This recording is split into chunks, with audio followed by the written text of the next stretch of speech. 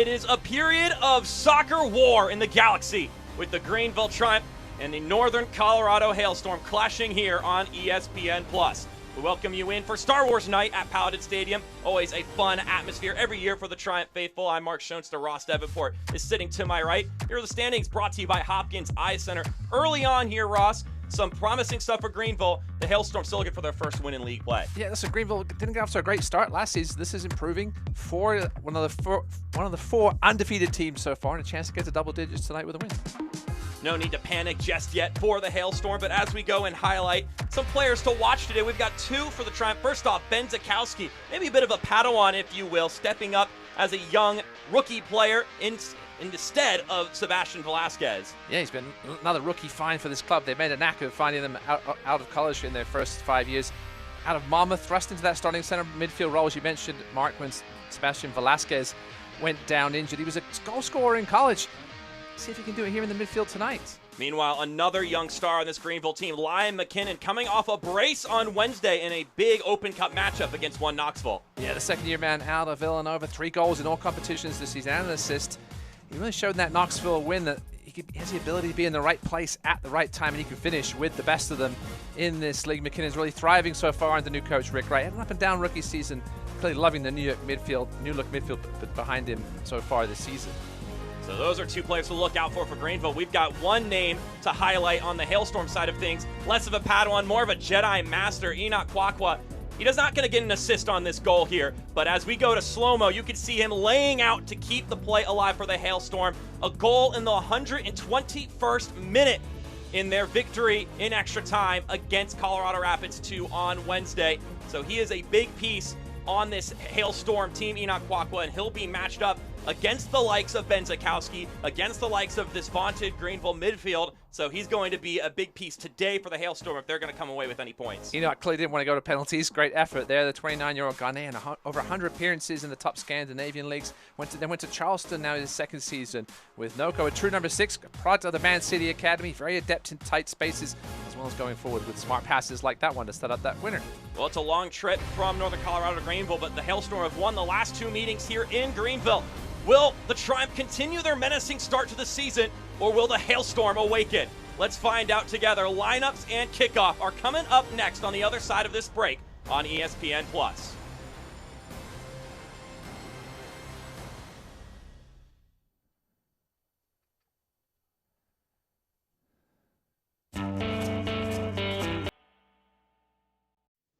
Cycling was a lifesaver.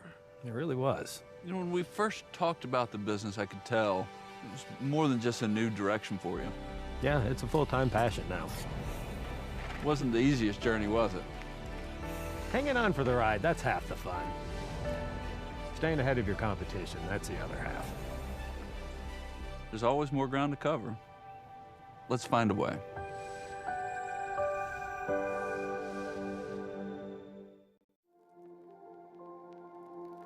Welcome to Wood Creek Dental, where dental care is a family tradition. For over 40 years, we are proud to be a family-owned practice serving the community of Greenville, South Carolina. At Wood Creek Dental, we believe in quality care and exceptional service. Our experienced dentists and dedicated staff are committed to your oral health. We've invested in modern technology and have created a relaxing atmosphere for your comfort and peace of mind.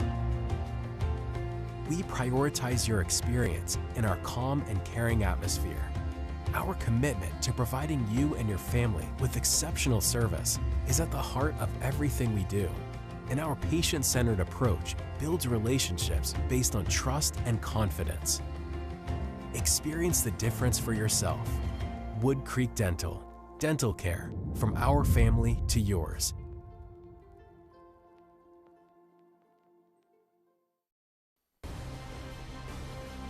This USL League One broadcast is presented by Cambria of Greenville.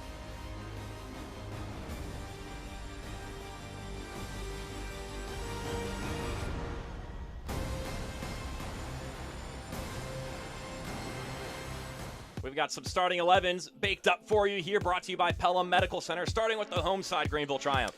Yeah, 4 changes for Rick Wright from the midweek cup victory over Knoxville. Hayden Anson, the big one, gets the start. Well, he did start that cup game. This is his first League One start after getting that, I'll say, an assist against Lexington last weekend. He should start in that right wing back spot.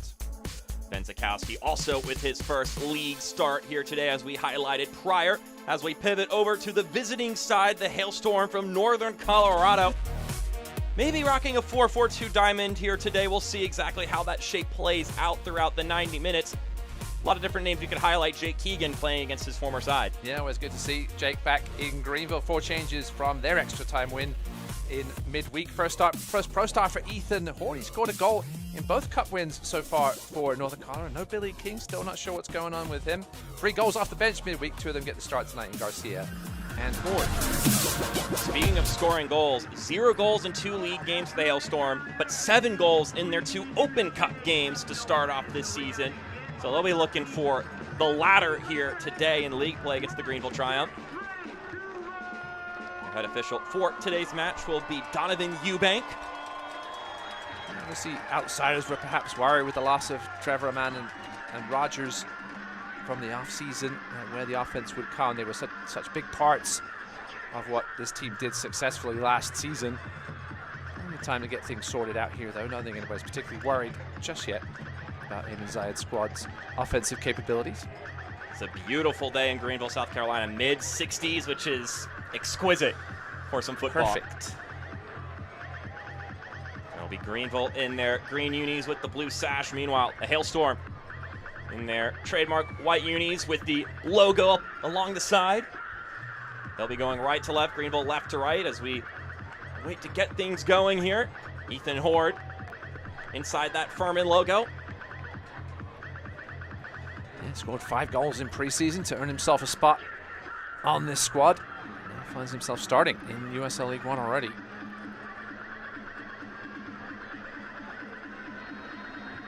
This is where the fun begins. It's the Greenville Triumph and Northern Colorado Hailstorm for 90 minutes right here on ESPN+. Yeah, we were talking about what formation Hailstorm would come out in, right? It looks like a straight-up back 4. I mean, they might match Greenville's back 3, which they've been tinkering with early on this season, after experimenting a little bit in the preseason as well with it.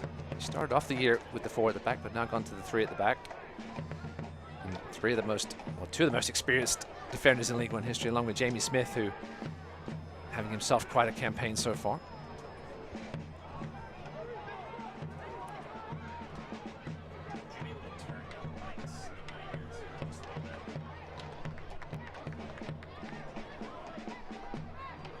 Christian Garner, who will pop the ball up, whistle blown by Donovan Eubank. He might be having a ball issue early on. Take a look at our keys to the game, brought to you by Acumen IT.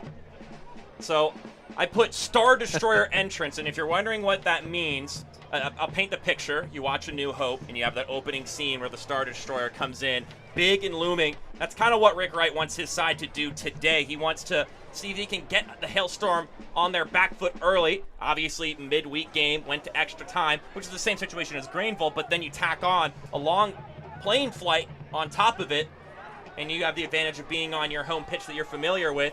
He wants to see if he can knock them off their boots early and maybe get that early goal and just stamp themselves on this game. Yeah, we talk often about the importance of the early goal in USL League One play. It's such a transition league that once you get that first goal, you can sit back a little bit, not expose yourself perhaps to those counter-attack chances. So we'll see if Greenville can do that tonight. Zakowski went flying up there. Maybe a bit of an airborne boot. And now for our keys for the visiting side for the Hailstorm. Score or score not. As I mentioned before kickoff, they've had either 0 goals or they've had 3+ goals in the games they played in this season. So they're hoping for the former here to see if they can get themselves activated attacking-wise. You already touched base on losing Rogers, losing Ammon. Who's going to be those guys that step up now? They could have used Eamon Zayed in his prime at this point in time. Yeah, Zayed's just going to have to tinker a little bit as they go through the season here, as he has been with his strikers. Jake Keegan tonight getting the start alongside Ethan Hort. Obviously, a relatively new combination, both new players for the Hailstorm. Obviously, practiced together and played a little bit together, but always get that those top two going as a pairing, which obviously Greenville have done a little bit with Castro, and whoever's been playing with Castro has been fine. McKinnon, not really a striker, but he certainly plays awfully out and finds those open spots like he did midweek for that brace. Yeah, a game that the Triumph won 3-2 in extra time against Knoxville. Is the only League One clash in the second round of the Open Cup. Yeah, Greenville get rewarded for that win with a trip to Louisville in the next round. Oof. We scored 5 goals today on CBS National TV. First ever time we've had a USL game on CBS. It's awesome. That Knoxville game, Rick Wright said, is a game of ebbs and flows. Talked about just how athletic that Knoxville team is. And he mentioned that the surface, so he goes from the somewhat clumpy surface in the first round of the tournament to what he called one of the fastest grass surfaces I've ever seen in Knoxville, and it's complimentary to an extent because it's a great pitch, and anyone who goes to play at a Regal Soccer Stadium has a lot of great things to say about it. But he mentioned that some of the players, it took some time to get accustomed to it with just how fast the ball was moving the moment it left your foot. Yeah, Rick Wright has said he wants to bring in more of a passing-oriented offense, knock it about a little more, maintain possession. Not going to be as much as a counter-attacking team that we've seen in the past from Greenville. On the creative midfielders now on the park. But yeah, you think the short grass would help you out. This turf here at Furman is not the quickest. Fricky on the end of this one plays it off. They applied some pressure and forced some mistakes, some of which they took advantage of and others were wasted, is what Rick Wright said about that game against Knoxville. Meanwhile, we saw the game-winning goal in the 121st minute for Northern Colorado on Wednesday, a road trip to Colorado Rapids 2, the MLS Next Pro side. After the game, Eamon Zaid said to concede in stoppage time was a big blow because they thought they were going to win the game in regulation before a stoppage time goal scored it to tie it right before the normal 90 minutes had concluded. And he said it was a big blow, to be honest. But in the 3 years that the Hailstorm have been in the Open Cup, they have played in an extra time game every single year. The first 2 times with the switchbacks of Colorado Springs. Anderson plays this one inside, just too far ahead of Castro. Yeah, nice first time ball there from Hayden Anderson. Made his name so far with his long throws, taking us back to can't remember his name now. With the long throws the last couple of seasons. Labovitz, yes, Jacob Labovitz, now with Vermont Green, who unfortunately exited the cup midweek. The nice difference between Labovitz and Anderson is that Jacob Labovitz, when he would go in for a throw and you were losing a big body in the box who could head it in, Hayden Anderson, not exactly the tallest in stature. No, he's done well. We asked Rick Wright about him this week. He said he knew what talent he had, obviously a local kid. He said he wasn't sure if he's going to be able to handle the competition and the level of play, and he hasn't looked out of place so far. We mentioned pregame about Greenville's habit of finding these rookies out of college. Slot right into the pro game. Mostly been at the striker position. Now with the midfielders of Zakowski and Anderson, more of a defender by trade, but playing wing back tonight. Oprah with a deflected service. Takes a bounce. Horde tried to swipe at it. And then Herrera with the clearance. Whistle blows. Yeah, he's a big body, Ethan Horde, listed at 6'5", playing with his back to goal there, as most big guys like to do. Turned around and had a hack at it, as you said, Mark, but whiffed.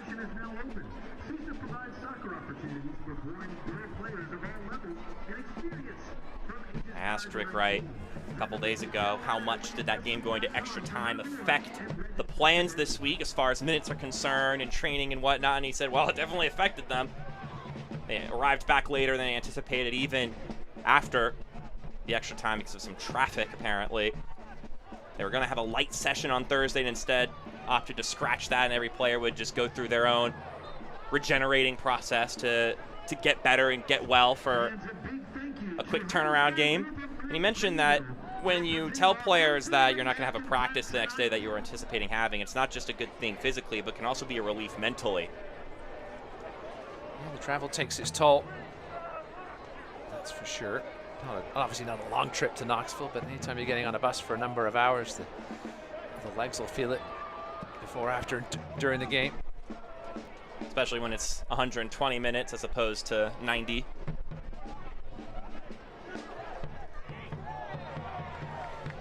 Chopper Herrera, the one who scored the game-winning goal in that game, didn't come on till extra time, so that would lead me to believe that he was not supposed to play on Wednesday, that the goal was to give him some rest. But when the duty called, and Herrera, a guy who is not known for his goal scoring, able to get on the score sheet. We talked a little bit with Rick about the addition of Herrera. It came a little late in the warm-up, in the pre-season. Sebastian Velasquez obviously knew him from his championship days and said, hey, yeah, definitely try and sign this guy. One of the signings has been really shored up that defensive midfield spot. He's got a veteran man here, Evan Lee, as well back there. They will get forward on occasion and contribute to the attack. Just what a timely time to do such a thing, Mr. Herrera. Greenville enjoying a bit of possession here. Trying to get some Hailstorm players to give chase for a little bit. Service comes in, cleared away. It's Johnny Fenwick on the clearance. He's paired up with the likes of David Garcia, played with North Carolina last year and scored the game winner on Wednesday. So 2 defensive players getting on the score sheets to win those games for Greenville and Northern Colorado.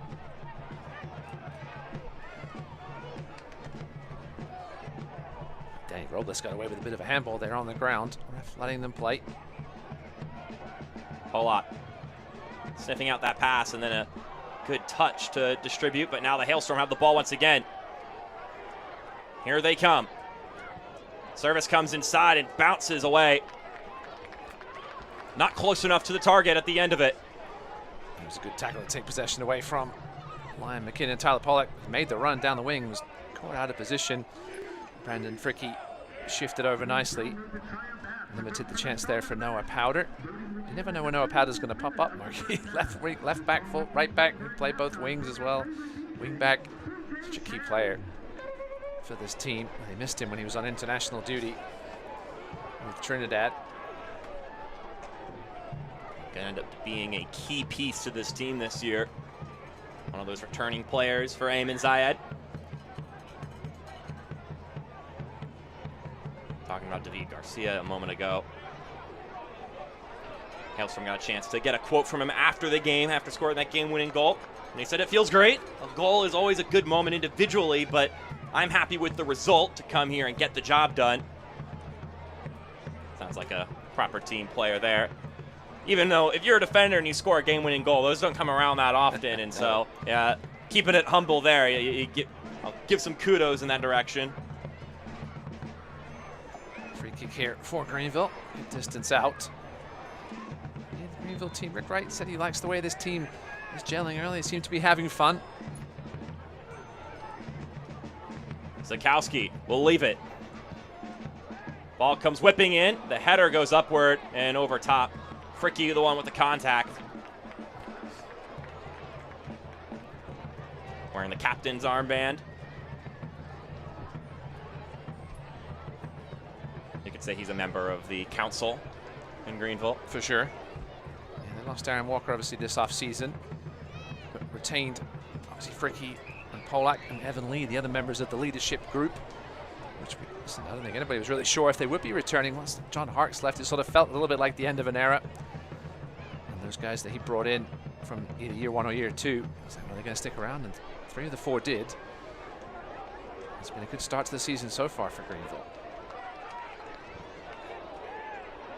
Crunching collision there between Herrera and Keegan. It'll be the Hailstorm who come up with it. Powder doing some dancing in the middle of the pitch. Evan Lee now pushing forward. Tried a knifing pass over to McKinnon.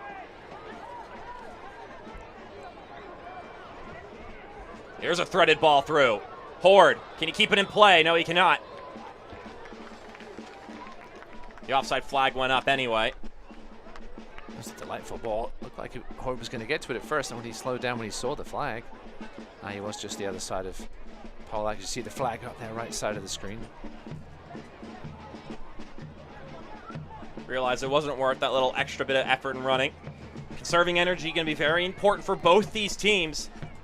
A quick midweek turnaround is already tough enough, but then when it was an extra time game, you get emotional. It's a tournament match. That wears on you. And then you got to turn right around and get ready. And in the USL League One, there are no freebie weeks. Every single team is so tough.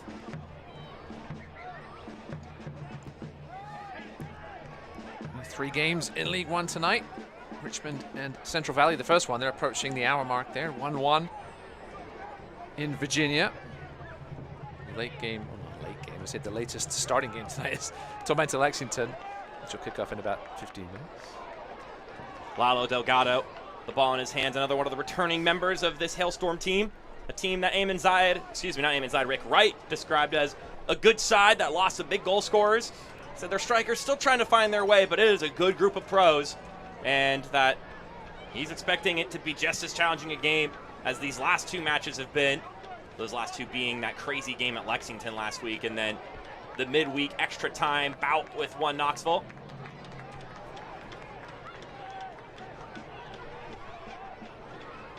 McKinnon.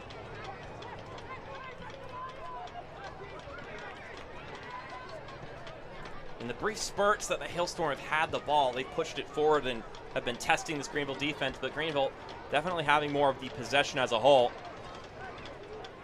but still trying to find a way to plot it further forward. Yeah, Hailstorm happy to sit back here a little bit, not pressing too hard until they get into the, until Greenville gets into their half. This one popped up and into the hands of Delgado.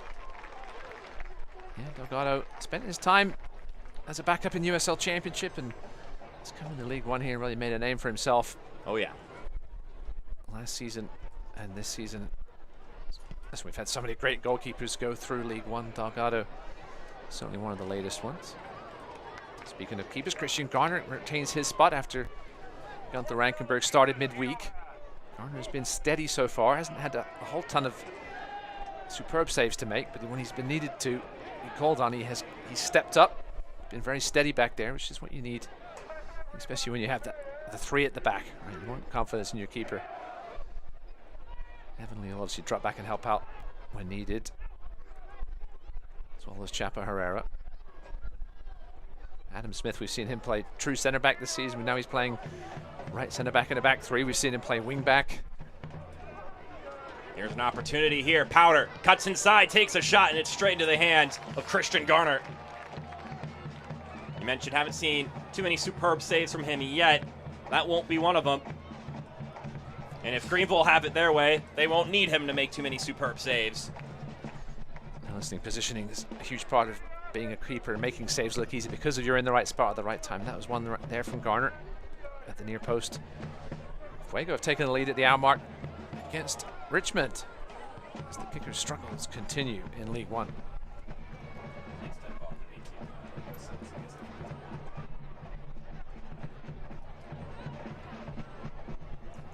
I'm talking about flexibility, Mark, when the roster's a little smaller now. 20, 21, most teams, you need guys that can play multiple positions. It's always been a thing that Greenville have really thrived on, is having those guys that can play at the back in the midfield like Evan Lee, who also played 10 in college. I'm sure he reminds Rick of that on occasion if he thinks he ever needs some depth up top. Invaluable for certain. Here's a look at that effort from Powder again. Yeah, there was plenty of traffic. Perhaps could have taken it on a little longer. He saw the Pollock was beaten, and Jamie Smith wasn't close enough to deny a shot. He could have taken a little bit, a couple of extra yards there. Noah Powder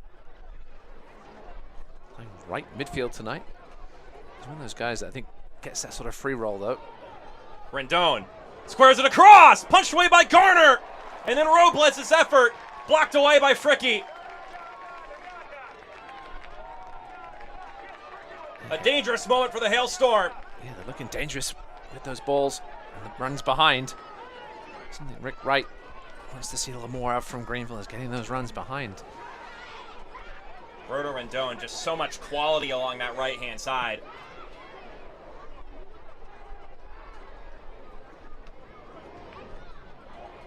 McKinnon dishes that one away, and it'll be a Hailstorm throw. You see Rendon pushing up Michelo Martinez, shifting out to cover for him at the right wing back spot. Real test here for the Hailstorm. Rendon. It's a key touch from Garner.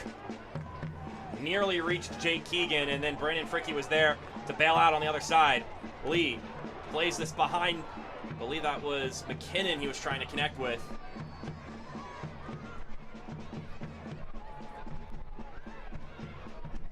McKinnon gets that one poked away. Evan Lee with it now. Zakowski whips this one in. No one's there making the run.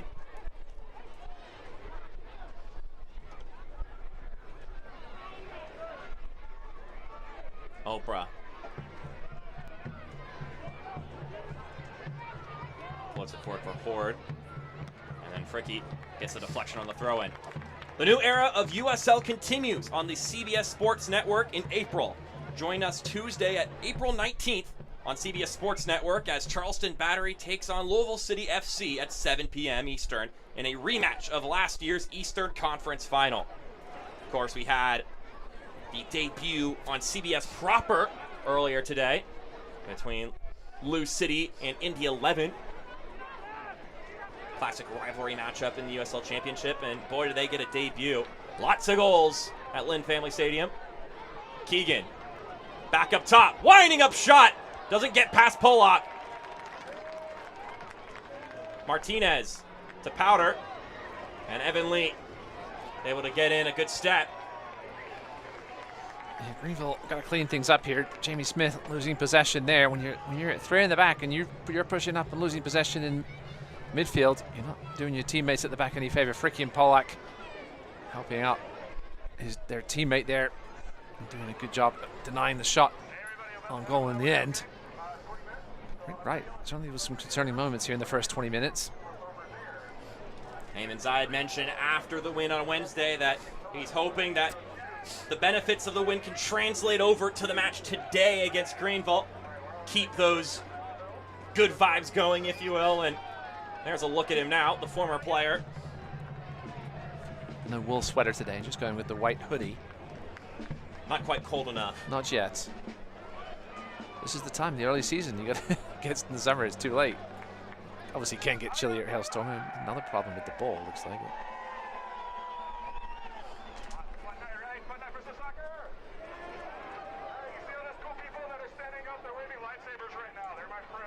Once again, Star Wars night at Paladin Stadium. They're handing out those glow-up lightsaber sticks as they usually do. They're all sitting beneath this vantage point right now, so. We'll see if we can get a good shot of them later when the sun goes down a little bit. They're making the noise here. The Greenville Triumph faithful. The Reedy River Riot, the official supporters group. There's Chapa Herrera on the ball. You mentioned earlier a little bit about how happy Rick Wright is to have Herrera on this team. He called it the best sighting of the year, and there's a look at some of those lightsabers. Once the sun really dips down, those babies, they make it a spectacle. Talking about Herrera, he mentioned that his demeanor is incredible, and he makes me so happy just being around him. This Rick Wright talking about Chapa Herrera. Some pressure from Ethan Horde. A little bit too much physicality. He talked about how didn't think that Greenville needed them in the preseason, and then he mentioned that they were scouting a guy in El Paso, and he was talking to Velasquez, and he mentioned, surely you're not talking about Chapa, because I'm telling you right now, you need to get him. So Sebastian Velasquez, not only a talented chance creator in the midfield, maybe has a future as a general manager or scout. Of course, it's helpful when you have the experience of playing with the said prospect.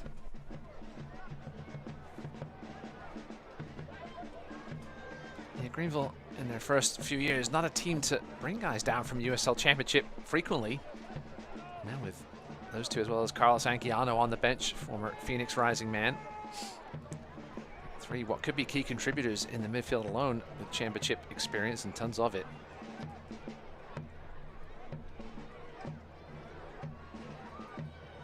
Frankie will plays back to Garner, and he has to one-touch that one to the middle of the pitch. Evan Lee doing well to pop it up.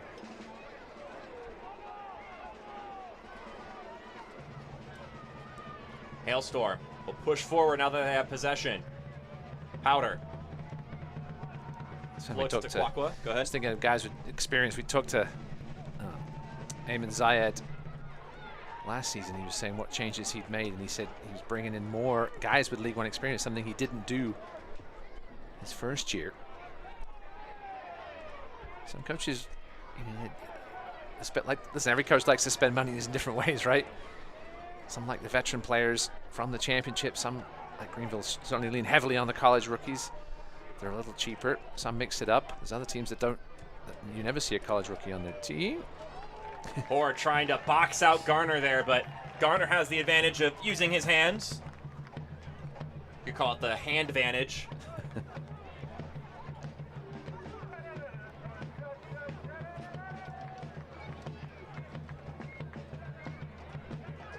.24 minutes into this one.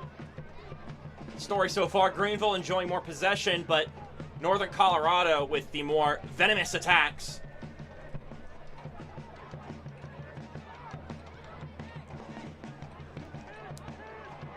Scarlett plays it over to Castro. Castro floats it upwards. Zakowski. And the offside flag flies up, and that'll be the end of that foray into the penalty area for Greenville. Yeah, the pass from Castro was just a split second late. Zakowski had made the run across the back line, and then by the time he got the ball, was on the wrong side of them. Ben Zakowski, first USL League One start. Played a good chunk of that game last Friday against Lexington after Velasquez went down, and he was everywhere. Which was kind of what we were anticipating according to what we've been hearing from Rick Wright, that he's a guy who brings a ton of energy and you can plug him into many different positions on the pitch. Yeah, when Velasquez went down, I'm sure a lot of Greenville fans were concerned. They're real local heart and soul, brought back where he grew up playing after so many years in the championship. Going to be the leader in this midfield. But Zakowski really stepped up last week in a big way, much to, I'm sure, a lot of people's relief. You never know with these rookies. Right. You never know how they're going to fit in. The big thing that's always mentioned is, can they handle the uptick in the speed of the game from college to pro? As we get our first corner kick of the evening, the Hailstorm, seeing if they can do some damage from the set piece. And the rookies have also got to get used to the length of the season. We won't obviously see the impact of that till later on in the year. Martinez with the service, headed away by Castro. And now Zakowski trying to track it down. Herrera knocks that one away. And now McKinnon can spring forward. A little too much juice on that one, trying to connect with a running Zion Scarlett. Yeah, right idea from McKinnon, just a little too heavy with that first time pass. He saw that they had the numbers. Just didn't quite have the execution. Evan Lee. A little bit of a hesitation there. Still Lee. Plays it out to Anderson. Hayden Anderson with the cross, and he didn't hit that right. Yeah, probably should have taken the touch there. Lucky Oprah bearing down on him. It's always going to be a difficult cross for Anderson, but good play from Evan Lee with one of his patented charges up the middle. Select the official match ball supplier of the USL League One and many elite leagues throughout Europe. Visit us.select-sport.com for the latest Select products, specials, and more. Select the player's choice.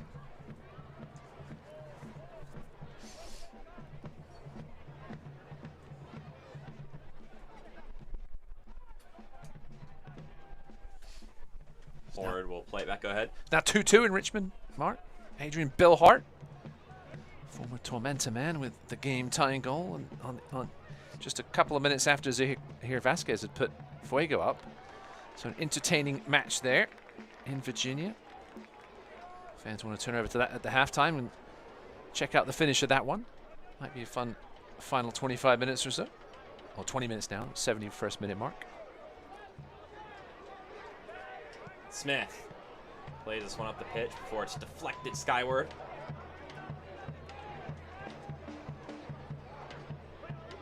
Herrera trying to shield away Robles. Gets it through his legs.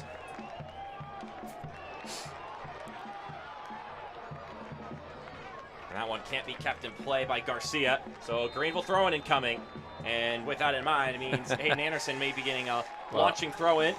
David Garcia, silly yellow card there for him. He threw the ball over the advertising horn to stop the quick throw in. Silly stuff there. You want to save your yellow cards for when you really need them, and that was a bit of a moment of madness from Garcia. I don't think there was much chance of a quick Greenville throw doing too much damage, especially with Anderson now known for his long throws. He was certainly going to wait to get some help in the box. Second yellow card of the year for David Garcia. Hayden Anderson launches it in, and it's into the hands of Lalo Delgado. Yeah, good solid claim there by Delgado. He's getting jostled around a little bit. You see him giving Leo Castro some grief. Delgado distributes to Powder. Sidearm submarine action from Delgado. It's accurate.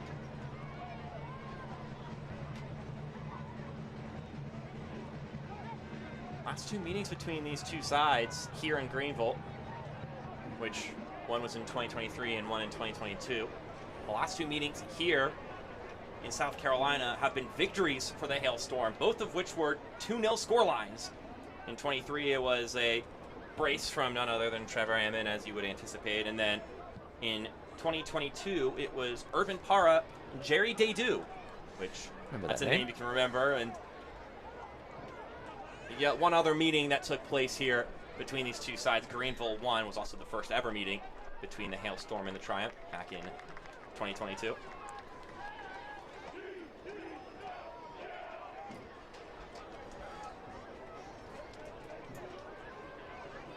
I did say to Donnie Barnes, who's doing that Richmond game tonight, that it would be 0-0 or 4-3, and it's now 3-2 Richmond. 73rd minute, goals flying in between those two teams. Good grief. Richmond will be Greenville's first opponent in the Jägermeister Cup later this month. It was the in-season cup for League One this season. Yeah, I can't wait to see what that looks like, just gameplay-wise, with the extra goal-scoring incentives. Chandler O'Dwyer with the second of the night for Richmond. Someone we saw a ton of last year for Darren Sawatsky, but making an impact tonight.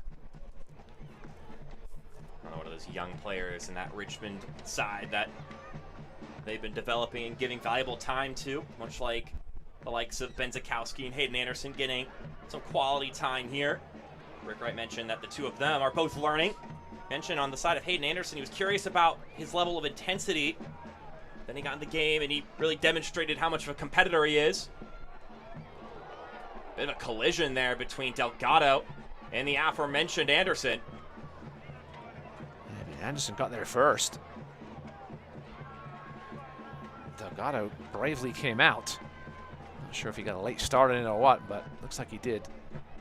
There's a case in point example of that intensity that Rick Wright was looking for from the youngster. Hayden Anderson, just 23 years old, a Greenville native. David Garcia perhaps looking for a foul call, but from my point of view, it looked like Anderson got there first. Either way, he had position, and Delgado had to go through him. Yeah, I guess they did call the foul in the end. So Lalo Delgado will put this back into play. These youngsters for Greenville getting the start here today like they did on Wednesday. Talking about Zakowski, Rick Wright mentioned that can't say enough about him, and that Coach McCord, his coach in college, mentioned that he's a soccer junkie. And when it came to Anderson or to Zakowski, they're both sponges who are continually learning And they never doubted that either could contribute. And he also said that Daniel Wu falls into that category as well. He got the start on Wednesday in the Open Cup game and thought he played well. But all these young players who are soaking up this game experience and getting better and better day by day. Anderson is about to throw it in there. We might have to have a meeting about these advertising hoardings midweek, Mark. Just have them start a little further back down deep in each territory here. And this is having to move them out of the way every time. Lofted skyward. Headed away. A second notch for good measure. Then Herrera off the crossbar. We were told he doesn't take shots that often, and then he got 2 chances to score on Wednesday. Scored the first one. The second one was a biting attempt. And then he just one-timed that one, and oh my goodness.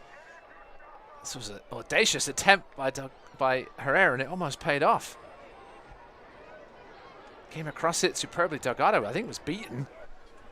Saved by the crossbar. What a strike from, you said, Mark, a man not known for his goal-scoring prowess.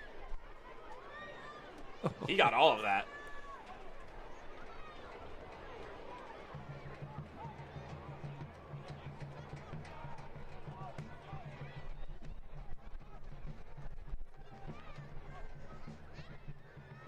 Heavenly will play this one to his back line, and they'll reset things.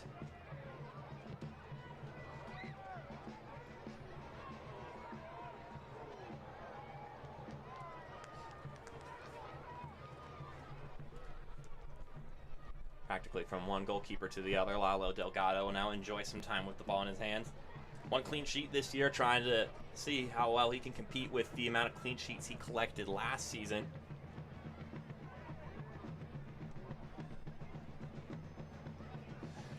It's been a game played in the middle of the park so far. Mark, 60% of the action in the middle third. Here's some action down the other end. Oprah, one-on-one with Jamie Smith. I was expecting a lot of speed there from Danny Robles to get to that one.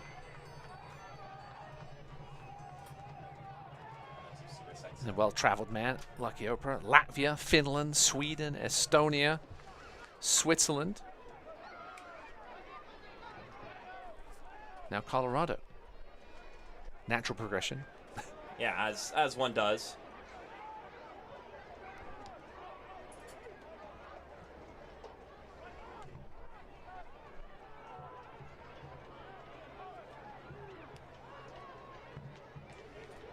After that, since that big chance for Northern Colorado earlier, haven't been able to conjure up too much as Greenville press forward once again.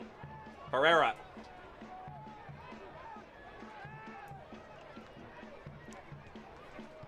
Tried to zip this one over to Anderson.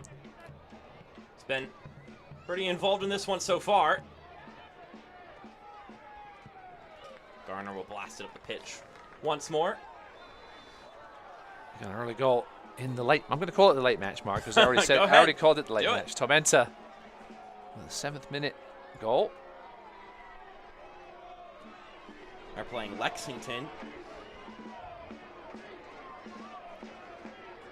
Danny Robles feeling that one. Challenge from Hayden Anderson. Got a bit of a warning, if you could tell the hand gestures from our referee Eubank. Next one, you're in the book. Those hand gestures said, I think. Gotta make sure he's clear. Fenwick.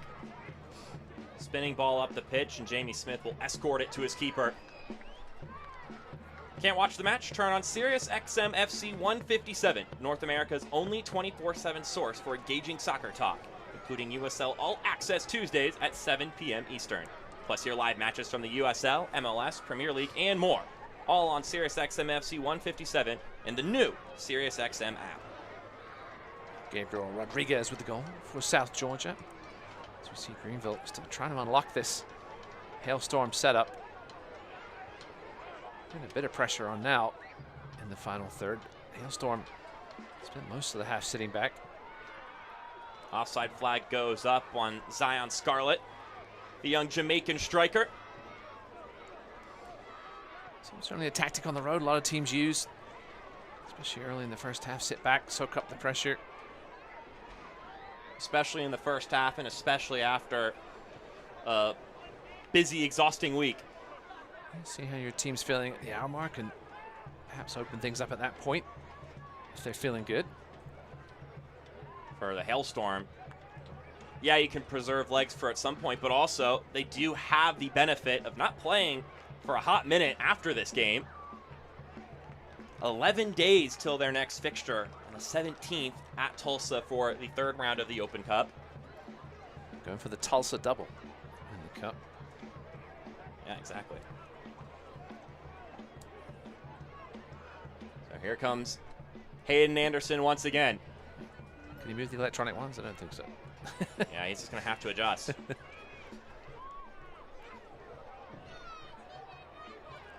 Anderson, like a catapult, headed on by Lee, and whistle blows. It appears it went out of play. Lee tried to keep it in. You can really see that they've worked on this in training.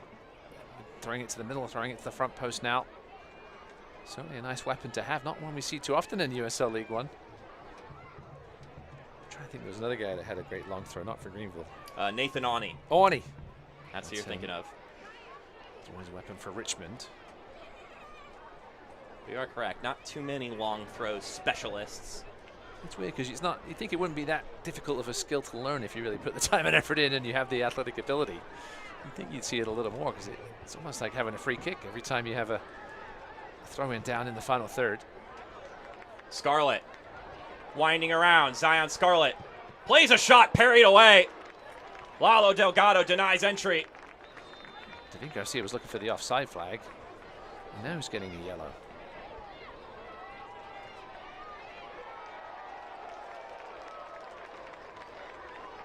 See if we can see it here.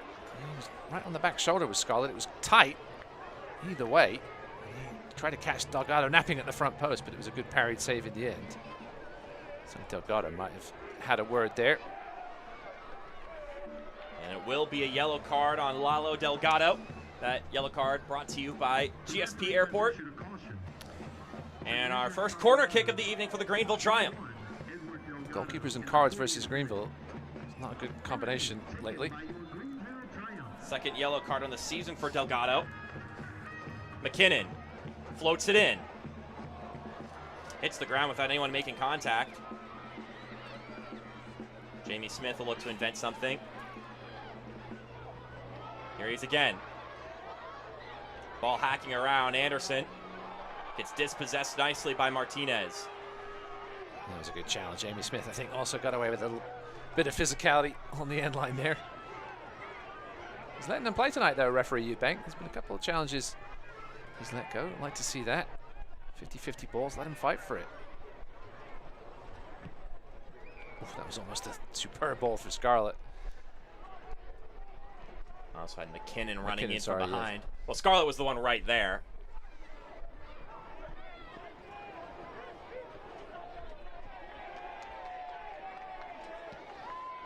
Smith with the clearance. Jamie's dad, Dean, was in town for that Knoxville game midweek. Went to watch his son play in the Cup. Obviously, it's coach with Charlotte. He can't get away too often. Charlotte FC, that is, not Independence. He managed to make the trip to Knoxville. Independence is the next team Greenville will face. That's next Friday on the road at American Legion Memorial Stadium. Coach of that team, Mike Jeffries. Longtime man there for the Jacks.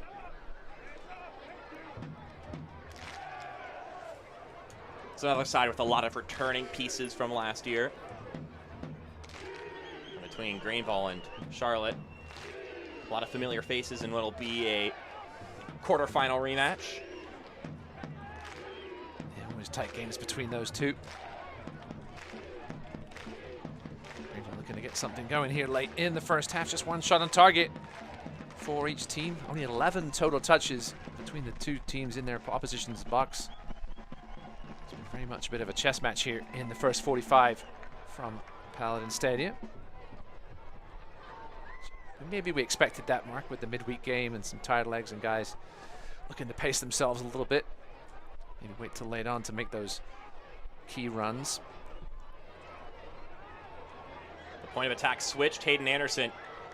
Good effort to keep that ball in. Smith rockets it into center. Sikowski with the chesting effort. Martinez gets away, and then a body's tripped. And is it a point to the spot? Yes, it is. Right at the perimeter. Donovan Eubank says the challenge is foul, and it was in the penalty area. First, it was a good brave challenge from Martinez. Wasn't a ton of contact. It will be a penalty, it appears. The big question now, who's going to take this, Mark? Greenville have missed both their penalties so far this season. Leo Castro saved on this very goal 2 weeks ago against Madison, and then on Wednesday it was Brandon Fricke who was denied a chance to win the game in the regular allotted 90 minutes of action against Knoxville, and he was denied. So this time it's Liam McKinnon, and he'll be going up against Lalo Delgado, whom you talk about Bert Shipman making the save a couple weeks ago. Lalo Delgado, another guy who is more than capable of stopping it from the spot. Can Greenville get this monkey off their back? With a puff and a score. Liam McKinnon puts the triumph up top. He's composed, and he's put this one away. Yeah, Delgado saved a couple of penalties last season, but no chance on that one. A well-struck penalty by McKinnon. He's racking up the goals now. Delgado went the right way, but no chance on that one. Into the roof of the net, right where you want it. 1-0 triumph. Liam McKinnon blasting that one top shelf. And that, his second goal in league play. But now he has scored in 3 consecutive games, Ross. A goal against Lexington, a brace on Wednesday, and then a goal today. That goal brought to you by the YMCA Greenville. Liam McKinnon. Truly mastering the sword offensively this year. At least that's the way it's looking so far.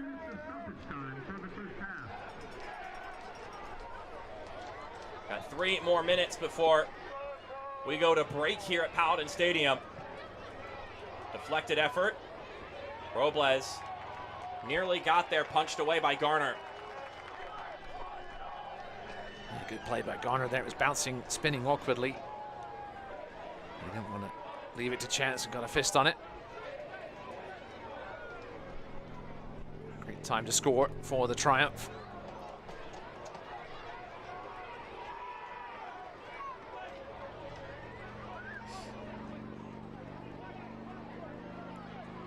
Lee with an apt touch to Castro. And they spring forward once again. Greenville have some numbers. Castro still going with it. Castro tries to switch it, looking for Evan Lee. Yeah, Evan Lee put his hand up. He was only open for a split second. I think if he'd gone to Herrera on the outside, he might have had a better chance of putting one on target. Lost opportunity there on the break for Greenville. They had the numbers. Just couldn't turn it into a goal-scoring opportunity.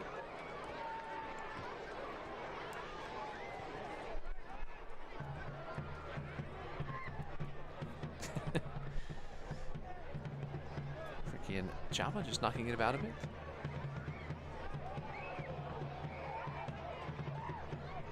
Just got to keep those feet active.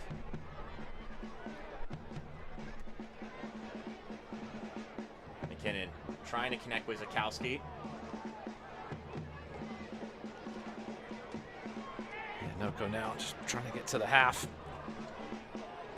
Him and Zion think about how to change things up here, get things going in that final third. Both teams have 4 shots apiece, but just the one on target for Noko.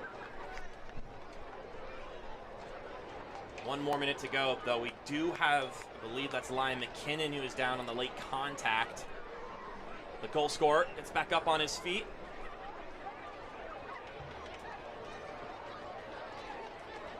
Going back to kids coming out of college like McKinnon did last year. Rick Wright talked to us about guys learning to be a pro and take care of yourself, eat properly, sleep properly. He said Liam had trouble with it in his first season a little bit. has improved vastly. Dealt with injuries a little bit last year at times. Scarlett. That's cleared away by Jake Keegan. Former Greenville man, Jake Keegan, but also a bit of a traveler in USL League One. Last year played with Knoxville. As we get that whistle for halftime. A penalty kick is the difference in this one. Lion McKinnon putting it away with authority. Makes it 1-0 in favor of the home side. Both teams will go to the dressing rooms, figure out what they can do to break down the other side, because for the most part, it's been, as Ross put it, a chess match in the middle of the pitch between these two teams. But the home team have the advantage of knowing they're up a goal. With that in mind, we're going to step aside. When we come back, we've got some halftime content, including highlights from last weekend. We'll see you after this break.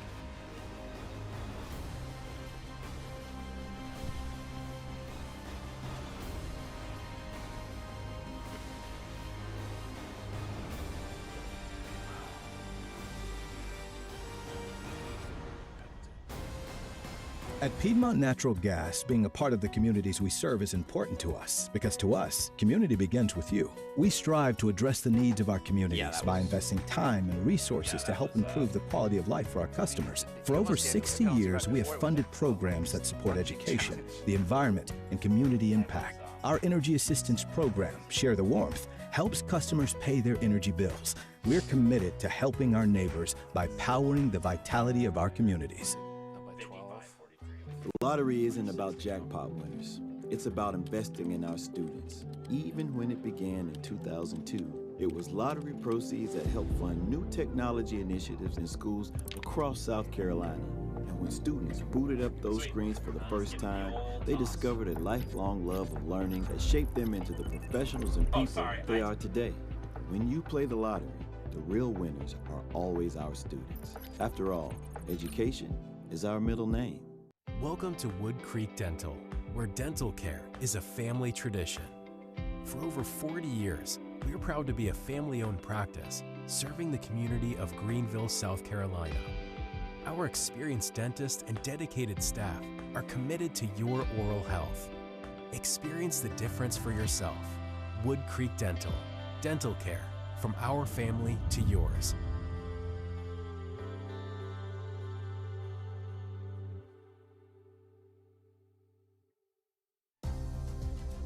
South Carolina's economy is growing, bringing new businesses and opportunities. The need for electricity is growing too. At Duke Energy, we're meeting the challenge, providing even more electricity that's reliable, that stays affordable. To do this, we're investing in our communities with a diverse, balanced mix of energy sources and making targeted upgrades to the grid so that South Carolina can thrive in a smarter energy future. Things are looking good. A lot of hope in Greenville right now, but will the Hailstorm strike back in the second half? We're in halftime right now, so we're not ready for that conclusion yet, but we do have some highlights from last week's action, so let's go through them. We had some fun on Thursday, Friday, and Saturday last week in League One action, starting with some Thursday night friction between the Jacks and Spokane Velocity. It would be a goal in the early moments of the second half for Joel Johnson to get things going, and then a goal in the 72nd minute for Javier Martin Heel to tie things up. It was looking like it was going to be a saucy affair. Would either of these teams find a winning goal? In the 96th minute, it would be Luis Alvarez with a wonderful strike at the top of the 18. The Jacks looking to hold on to all 3 points. They'd have to stand down. One more attack from the Velocity, as you can see it here. Not too hard for Austin Pack to handle, and it would be 3 points, the first win of the season in league play for the Charlotte Independents. Then we pivot to Friday, the Golazo debut for USL League One, and boy, what a game it was, Ross. Isaac Cano, the only goal in the first half, the hometown kid from Lexington, Kentucky, gets things going, but we still had so much more fun coming in this one. Yeah, it was pretty calm for about the first 60 minutes, and then the last 30 minutes, things went crazy. It looked like Lexington had got their offense going. A lovely finish here by veteran Cameron Lancaster, up 2-0, and Lexington looked like they were cruising, but Greenville got their way right back in it. Ben Zakowski, the rookie, with a lovely touch there, and then things would get interesting late, Mark. Yes, a red card for the goalkeeper, which means Greenville would have a man advantage for a good chunk of the second half, and they would take advantage of it. 2 more goals to take all 3 points on the road in this Golazo debut, but there was still more fun to be had that Friday night.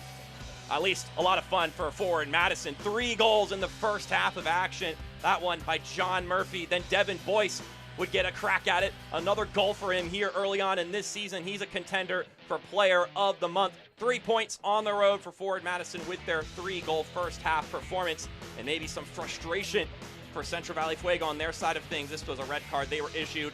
Jose Carrera Garcia getting sent off. Then on Saturday, the only game on Saturday, Ross, Angelo Kelly, another competitor for Player of the Month, and where my vote would go.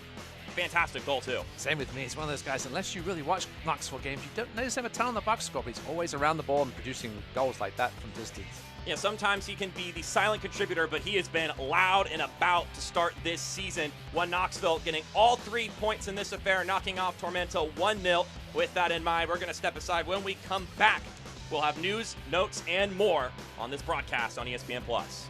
2 most important days in your life are the day you are born and the day you find out why. Yeah, trick. I said what I said. I don't care. I paint the town red.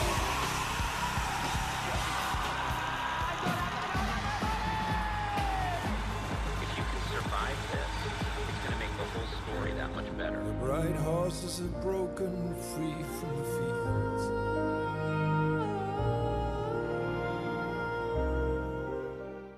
They're hungry for the women's game. They want to see women's soccer. They want to play women's soccer, and that's what we're building at the USL. You can see it in my eyes. Only want the best. Maybe grinding every night. Won't settle for less. Got me looking to the sky. Got me feeling blessed. Got this fire burning up inside of my chest. Burning up inside of my chest. Got this fire burning up inside of my chest. Pain doesn't care who you are or why you hurt, but pain can be mastered if you know the way.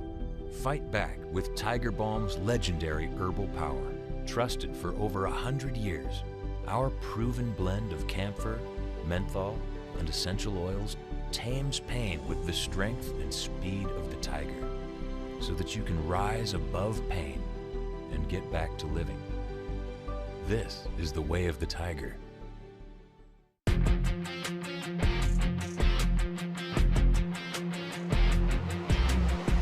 Stares down, shakes. Malloy! Oh, what a debut goal! Charleston rolling it home. Serrano scores! There's the dagger! Louisville all 3 points!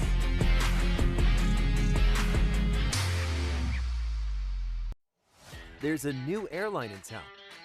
Breeze Airways has arrived at GSP International Airport with nonstop flights to 5 cities nationwide. Enjoy low fares, no change or cancellation fees, and convenient nonstop service. Make your next trip seriously nice on Breeze Airways. Visit flybreeze.com to book your flight from GSP today. Welcome back here to Greenville, South Carolina. More halftime content here. Your scoreline after 45. 1-0 in favor of the home side triumph over the visiting Northern Colorado Hailstorm. Mark Schoenster, Ross Davenport with you here. Time to talk about some of the big stuff that's been happening around the league, Ross. We had a big thing happen earlier today. We touched base on it a little bit. The CBS debut for Lou City. These debuts keep on going, Ross. We had Golazo last week for USL League One. CBS Sports Network coming up between Lou City and Charleston, which should be a great game between 2 contending teams this year. And then the good news just keeps coming. New expansion teams. Buffalo's going to the USL Championship. And the League One sides in the Open Cup, there's 8 of them going into the 3rd round, and they'll be duking it out coming up here in April. It's a very exciting time to be a fan of USL soccer, that's for sure. Lou City obviously facing Greenville in the next round of the Cup. Greenville will get plenty of chance to just watch them on CBS, the CBS Sports Network. You don't even have to pay for it. Meanwhile, here's the team of the week from last week. You saw the highlights, and now you get to see some of these names. Ryan McKinnon, John Murphy, Devin Boyce, Angelo Kelly, Derek Gebhardt, a bunch of guys who scored goals in those highlights that you saw. We talked a little bit about Angelo Kelly, our vote for Player of the Month, but you all get the chance to get a look at all the candidates on the USL League One website. Ryan McKinnon and Devin Boyce also up for grabs in that regard. Luis Alvarez, though, getting the Player of the Week with that game-winning goal, and a beautiful one at that on Thursday to get all 3 points for the Jacks. Now we'll take a look at our scoreboard across USL League One. Boy, that Richmond Kickers game between Central Valley Fuego and them. Some mayhem there, and it went to some late extra time. So that one will be concluding at, not extra time, but the added time, and will be a conclusion here at any given moment. We also have our next Golazo game coming up on Friday between Knoxville and Union Omaha. The Owls, they got to keep themselves warm somehow, because it's been a hot minute since they played a USL League One game, and they'll be going up against a team that's been sitting near the top of the table all season in one Knoxville. That should be fun. But what else will be fun, Ross? The rest of this one here on ESPN Plus. We're going to step aside. When we come back, we'll have the halftime highlights, the halftime stats, and the second half of action here.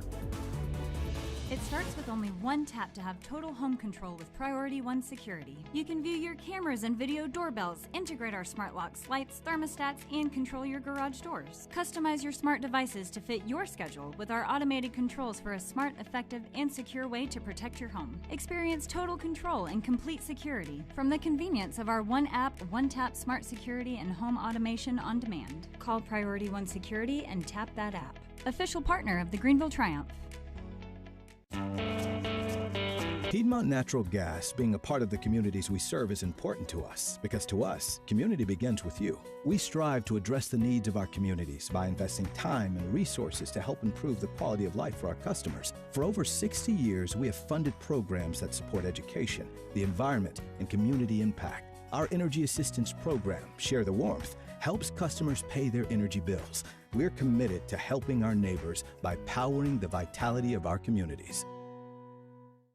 Every lottery ticket purchase keeps education in our state moving forward. Like in 2005, when lottery proceeds helped purchase new school buses that kept South Carolina students on the road to success. Because arriving safely to school every day is the first important step on their journeys to the careers and lives they've always dreamed of. When you play the lottery, you're helping fund the futures of students all over our state, which is why education is our middle name.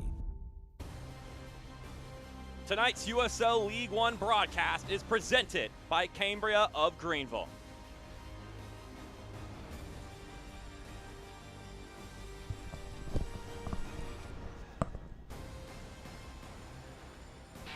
Let's get you some highlights from the first 45 minutes of action. This was the biggest chance of the first half for the Hailstorm here. Garner getting a timely punch, and then Brandon Fricky with a much-needed block there.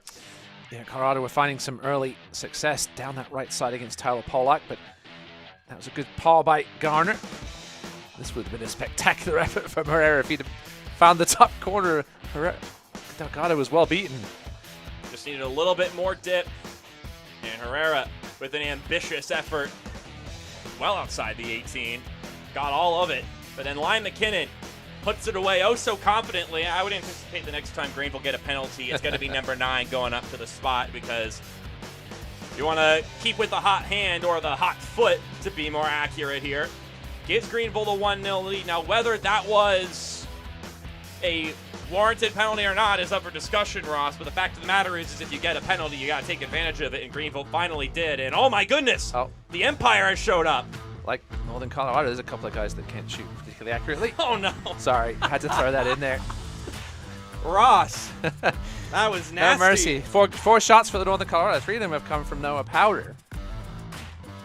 These halftime stats brought to you by Coca-Cola, and I got to recover from that one. That was scathing. But we'll see if they can recover in the second half and test Christian Garner a bit more here. It'll be very interesting to see what kind of adjustments these two teams make, because before that penalty was scored, it was really a game where for anyone to take, Ross, and no one was proving to be truly, truly deadly outside of maybe you could argue one chance per side. No, as you mentioned, both teams coming off that midweek game, both teams taking it easy in that first half, sitting back a little bit, trying to get stuff going on the counter. We'll see if things open up a little bit, perhaps especially in the second half for Northern Colorado, who are going to have to come out and try to get a little more going.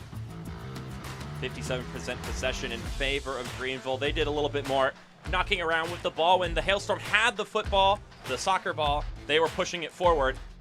And now we'll see if they could strike back here like the Empire do in the 5th movie. It's a pretty serious getup. That person in black there. It's about 60 degrees roughly, so I think it's probably more comfortable now than it would be later months, so you can pull that off. It's like, all credit to people that put the effort in to cosplay like that. Good stuff.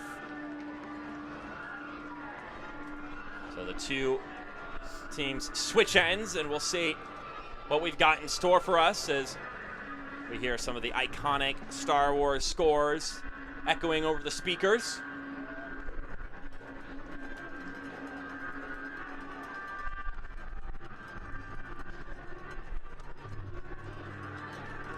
It'll be Zion Scarlett who will get things going for Greenville. We're just waiting for all the boxes to be checked for our head official, Donovan Eubank. Got to keep those muscles loose. The Imperial March echoing in the background.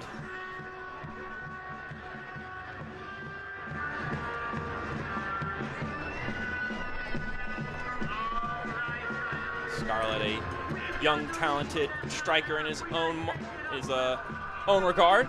We've talked a lot about some of the young, talented players on this Greenville team, and he certainly belongs in that discussion. Just 19 years old. Already has 1 goal to his name.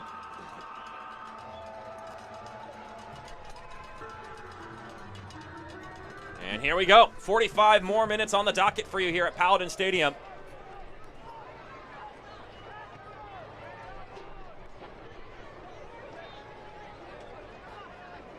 Herrera. Able to leave that one for Polak, who floats it up the pitch. Not hearing any adjustments personnel-wise for either team coming out of the break.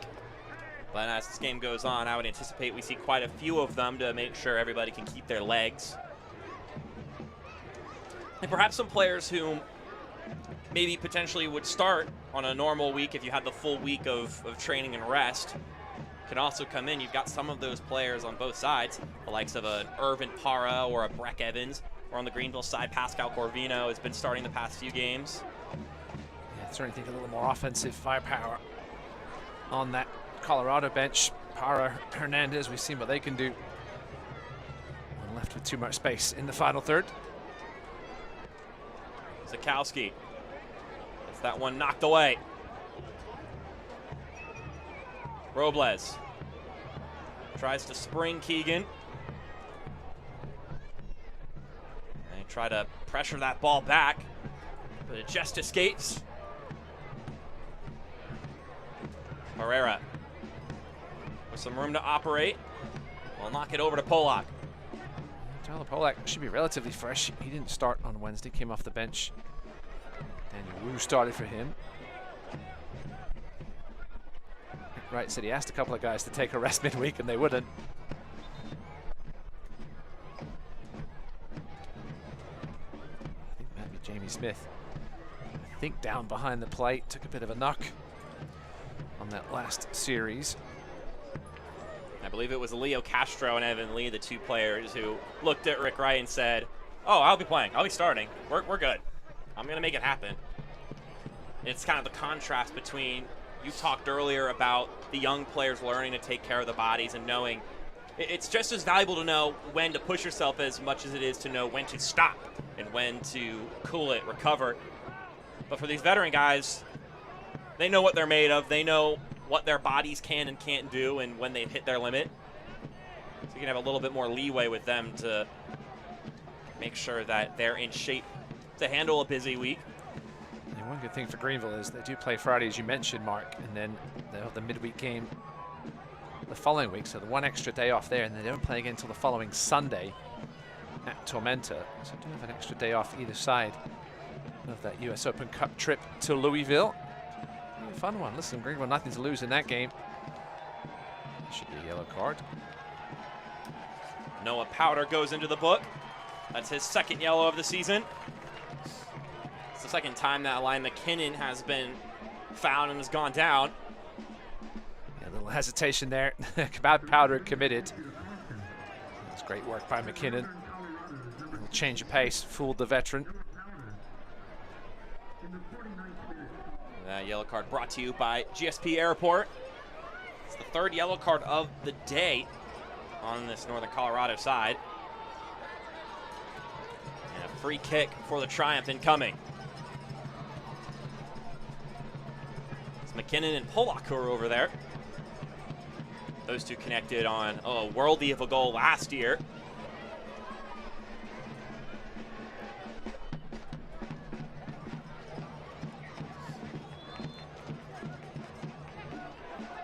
It's McKinnon who plays it up top to Zakowski. He provides service, and it's punched low. Bodies collide, and it'll be a free kick. As you said, Jamie Smith bowling into Delgado there. Well, I think he was fouled, I think, by David Garcia. We'll perhaps see on the replay. Now Jamie Smith getting the yellow, I assume for the protest. David Garcia living on the edge here with the yellow card already. Keep an eye when this ball comes in. I mean, 2 hands on the shoulders by David Garcia. Shoves him into the ref, and Jamie Smith gets called for the foul. All right. And he gets his first yellow card of the season, Jamie Smith. Sure if Donovan Eubank is from Lexington. Seen enough of Jamie Smith. Yeah, he's become a bit of an enemy over there in Lexington. Some late time goals in those matches, and then goaded the crowd after the late goal on Friday of last week. Jamie Smith, one of those guys you love to have on your team, but you don't want to play against him. An annoyance. And a good player, too. Definitely channels his inner Sith Lord sometimes. Yes. Enjoys being the bad guy, I think, to a certain degree. Horde into the 18. Tries to make a move, but it escaped his touch. Just a hair. And now we've got a corner kick. We'll see what Isidro Martinez, otherwise known as Cello, will do, coming over from Madison last season, where he was quite the impact player for the Mingos.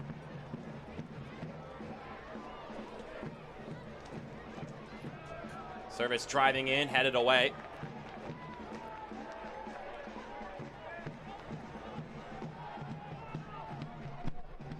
Delgado with Zakowski streaking in. Rendon with a lot of room to work with. Rendon squares it, but it doesn't get very far. As usual, Brendan Fricky in the right place at the right time to block that one. It was a good pace on that cross from Rendon. Tyler Polak is going to have his hands full with him again in the second half. He was busy early on.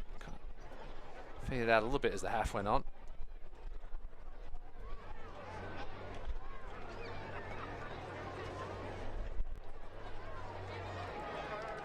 That'll be a deep, deep throw for the Hailstorm. And it'll be Lucky Oprah to toss it in. Here's that one pretty far. Ball's right back to him. Oprah with some good service. Now Powder slicing into that ball. He made good contact. It was a difficult technical shot. Could have gone anywhere. Now Castro pushing forward. Sends Scarlett running. Zion Scarlett across the goal. Herrera now has players. Castro beats the keeper. And Greenville double the advantage.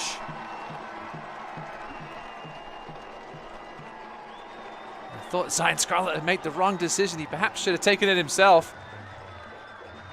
Tried to be unselfish. Didn't cost him in the end as Greenville doubled their lead. Lovely ball from Castro. It's a great idea from Scarlett. Yeah, perhaps he didn't see Chela Martinez checking back. There's Castro with another professional finish. And also a professional aftermath, checking on Lalo Delgado, who is crumpled on the ground. Just got tangled up with Castro after the fact. Some carnage on that goal-scoring opportunity. And flick up those lightsabers. Offensively, the force has been strong with this Greenville attack. Yeah, one of those goals we've seen Greenville give up over the years. Those corner down the other end, and a good run by Evan Lee on the counter-attack. That goal brought to you by the YMCA Greenville. Leo Castro, his second goal of the season, at least in league play.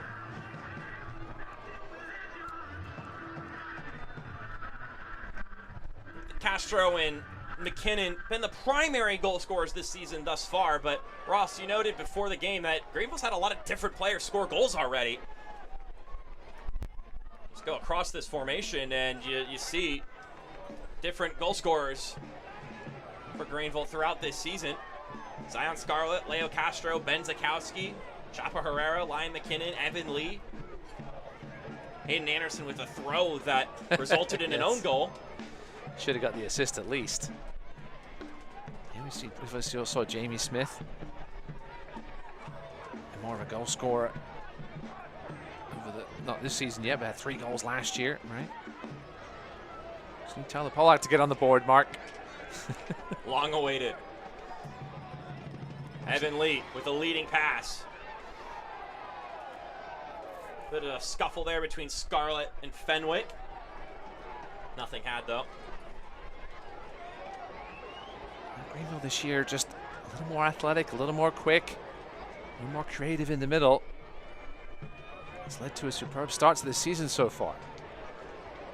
Saw some season previews that had Greenville missing out on the playoffs. Obviously, we're still very early, but I think there were some naysayers about this Greenville Triumph squad. Obviously, with the loss of John Harkes, loss of Aaron Walker, not really sure how the additions were going to fit in, but it's been nothing but success here early on.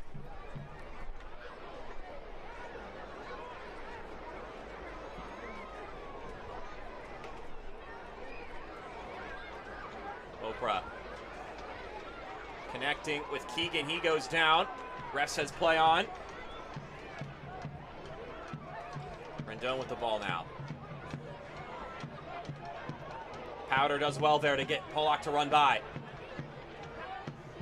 Powder to Horde. Taps it to Robles. It's just behind him and in the air.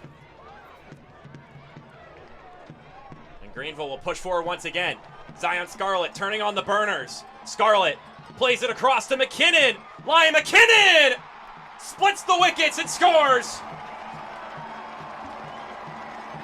3 for Greenville and a brace for Lion McKinnon. Back-to-back brace performances for the youngster. Yeah, the work again done by Scarlett.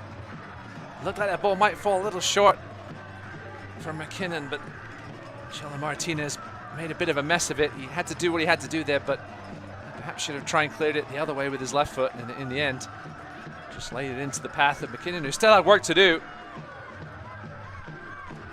Gets the ball, slips it between the legs of Delgado. And the Triumph are flying high here.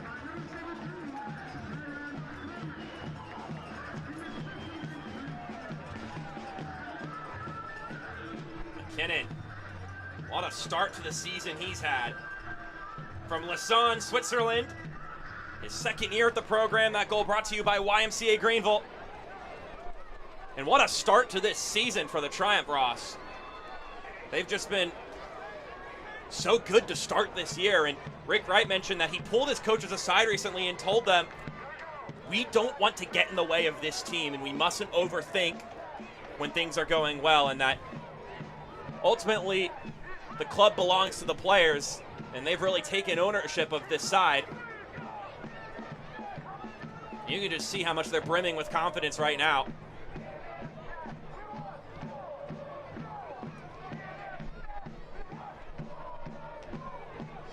The level of confidence that this Hailstorm team demonstrated a lot of last season, and are looking to find and recapture that now this year. Every year, it's always a new quest, a new unit. Even if you have players carrying over, you always got to start from square one. Of course, having more returning pieces makes that chemistry building portion easier.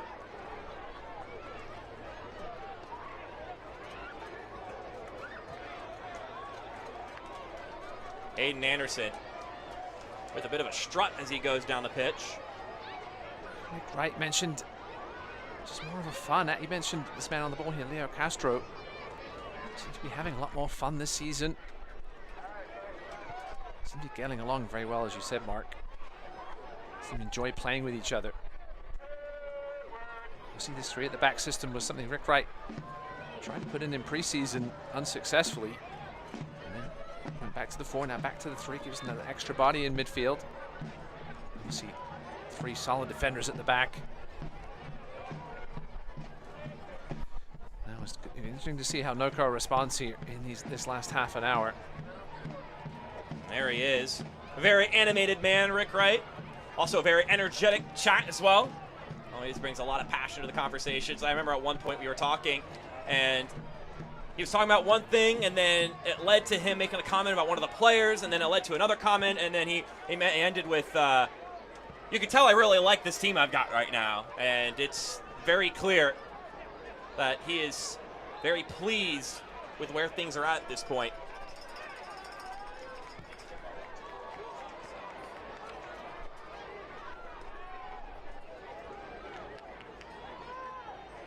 He certainly kept the key parts to that success of last season.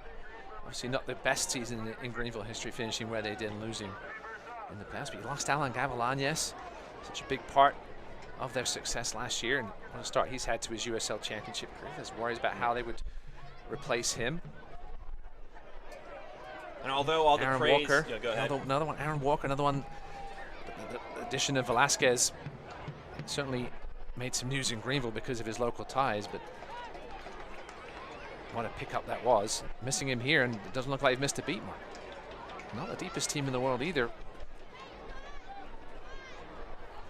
And for all this praise that we're heaping onto Greenville right now, of course the scoreline's gonna lead the conversation to that point. But for the Hailstorm fans that are tuning in, I don't think it's the time to hit the panic button yet, because it's a brutal start to the season for the Hailstorm, not results-wise, but schedule-wise.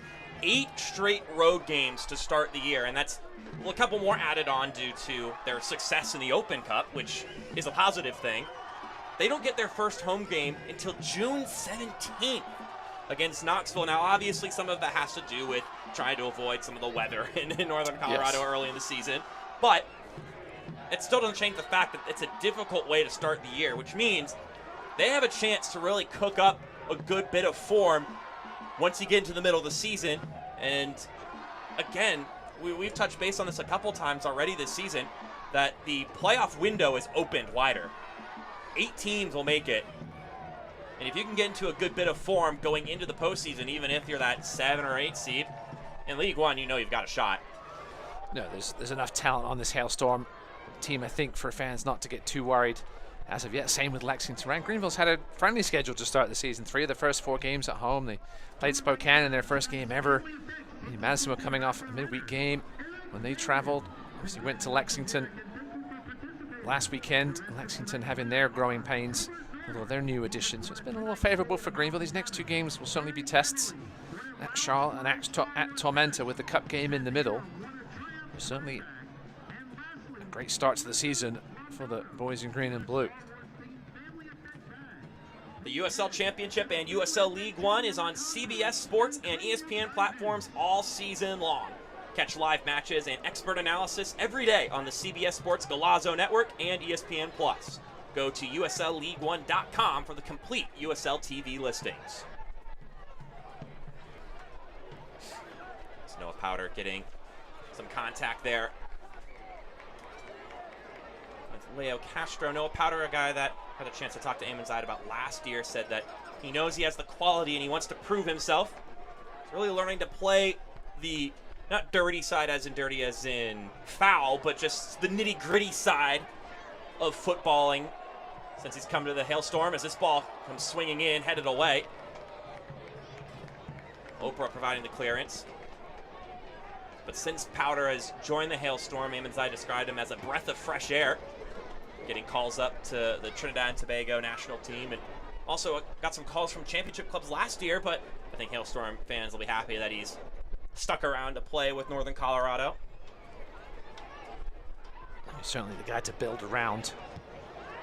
McKinnon trying something ambitious and didn't quite hit it cleanly. He's got to be careful now with Powder. He grabbed the Greenville player by the arm a minute ago and pulled him back. The yellow card. Certainly don't want to lose him for the next league contest. Let's see how Amonzai deals with that. He's got 3 on the pitch at the moment with yellows, including, obviously, Lalo Delgado. You know that when you're exhausted too, those mistakes can come a little bit easier. So perhaps even an increased level of caution in that regard. Yeah, I expect, let's see, I'm talking to the bench now, I expect some changes here in the next 5 minutes for the Hailstorm. Get those tired legs off. There's a chance now. Oprah slips it by the keeper. And the Hailstorm have one back. It's a steep hill, but it starts with one step if you're Northern Colorado. Payne and Anderson just let Oprah get around him. Garner came out well to try and make himself big, but a composed finish. Nice overlapping run by Oprah. Lucky Oprah with his first goal of the season. Had 3 goals and 5 assists last year with the Hailstorm. And he puts his team on the board. Their first goal this year in league play.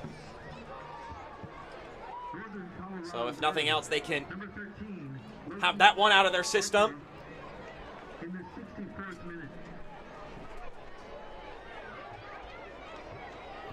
Oprah, a player who was in Latvia prior to coming over to the Hailstorm.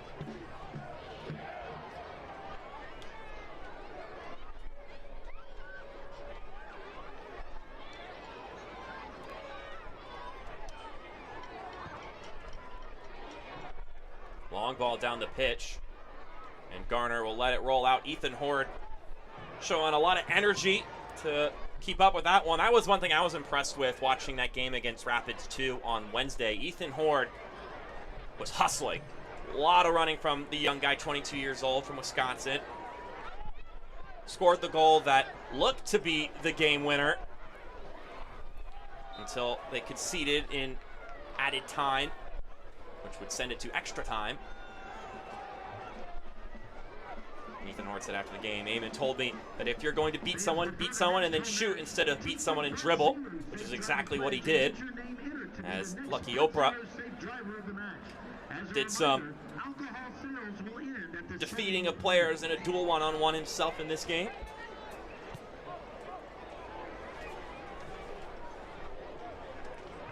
Zakowski trying to get by Oprah here.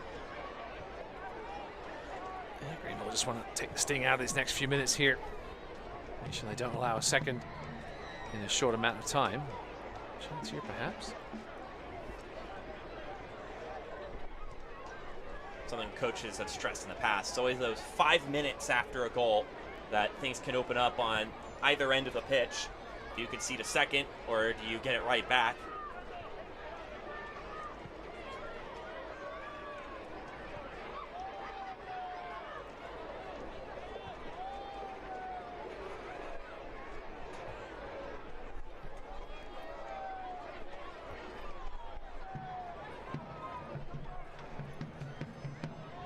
Back to Jamie Smith, lone Greenville player with a yellow card in this game. Could be someone that Rick Wright, depending on how things go, could switch out of the game to avoid a second yellow. Yeah, got Daniel Wu on the bench, as well as Oliver Hald getting healthy. Nate Schultz, we're not sure about his availability with his back problem. And now here are those subs we mentioned, and they're going to come 3 at a time. You got Hara, Hernandez, and Breck Evans all coming into the game. I think those are the 3 names I listed as potential guys who would come into the game, and here they are. So Evans comes in for Martinez. Jake Keegan steps out of the game.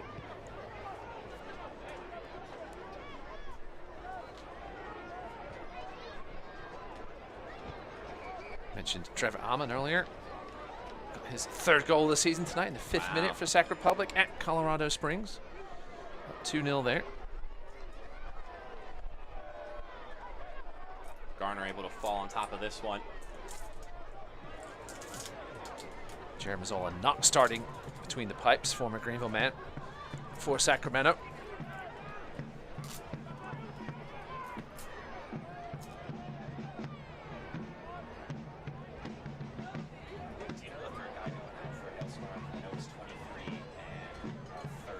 Jared Mazzola did start the first game of the season for Sacramento against Orange County, but has been on the bench now for 4 in a row.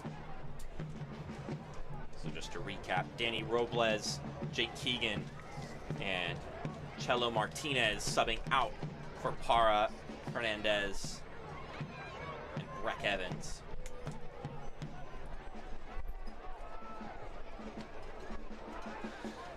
Evans coming on, it'll be interesting to see. Go back to 4 at the back. Hernandez, always a spark off the bench. I've heard he takes a little offense to being called a super sub, but he doesn't help his case when he subs in and a minute later scores in that game on Wednesday. I mean, I think it's a pretty important role to have. I don't think it should really be taken as an insult because, I mean, substitutions are crucial in a game. He's certainly a difference maker.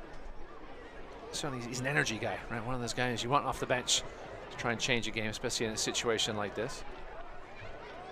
Irvin Para with a good step.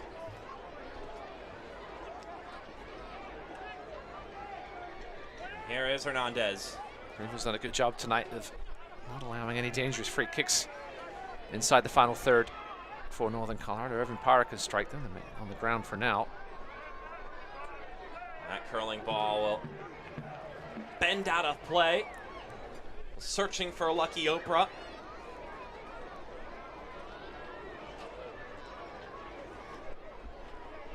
Interesting that Eamon Zide left all 3 of his men with the yellow card on the field. See if that lasts for the entire second half. I doubt it. Pressure on now. Hailstorm with some fresh legs. Trying to force a turnover deep in Greenville territory. They're going to have to be careful.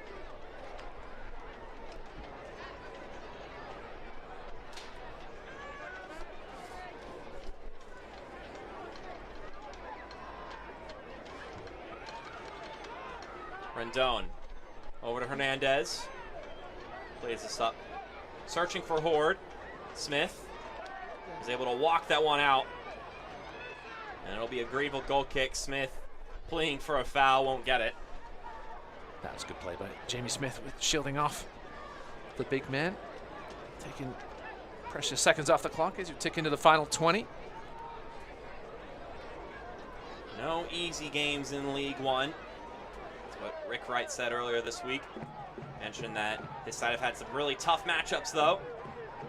He went on to talk about when it came to how the season has started. He wanted to talk about Evan Lee, and he mentioned that Evan Lee has shown so much maturity in this stretch, and he's emblematic of the fact that the attitude of these guys is just different this year. We're getting a yellow card here, potential for time wasting on Christian Garner. Rick Wright mentioned that this team is learning and improving from every game. He said maybe in these close affairs, if they were losing, then the attitude would be different, but they're enjoying the ride right now.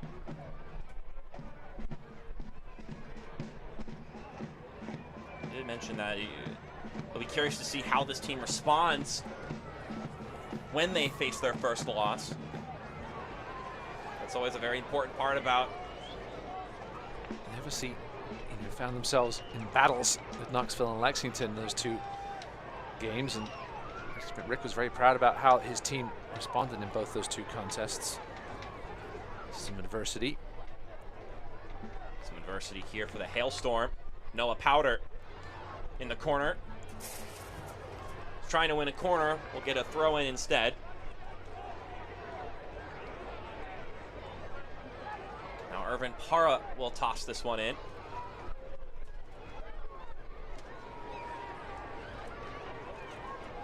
Para, the veteran goal scorer, launches it in play.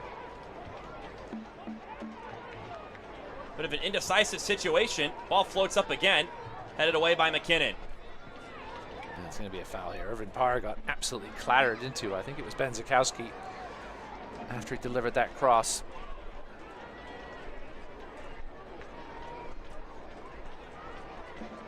Yellow card is out, waiting to be issued. A bit of a clumsy challenge there from the rookie. No need for that one. It was a sort of a hopeful ball from Irvin Parra. First yellow card of the season for Zakowski, 23 years old. And now a chance for one of those dangerous free kicks I mentioned Triumph would be wanting to avoid. Yeah, it's just, Irvin Parra sold it a little bit. You can see after he crossed it, he sort of drifted into the path of Zakowski. It's a veteran move there. So here comes a free kick. As he mentioned, a dangerous spot. If you can get this one, then everything's on the table. And going back to the foul, the referee will tell you, if you leave your feet, there's always a chance you're going to find yourself being called for the foul or in the book. And that was the case there for Zakowski. Service driving in, headed away by Smith. They loaded up inside that 6-yard box. And now an Irvin Parra throw in on the right-hand side of the pitch.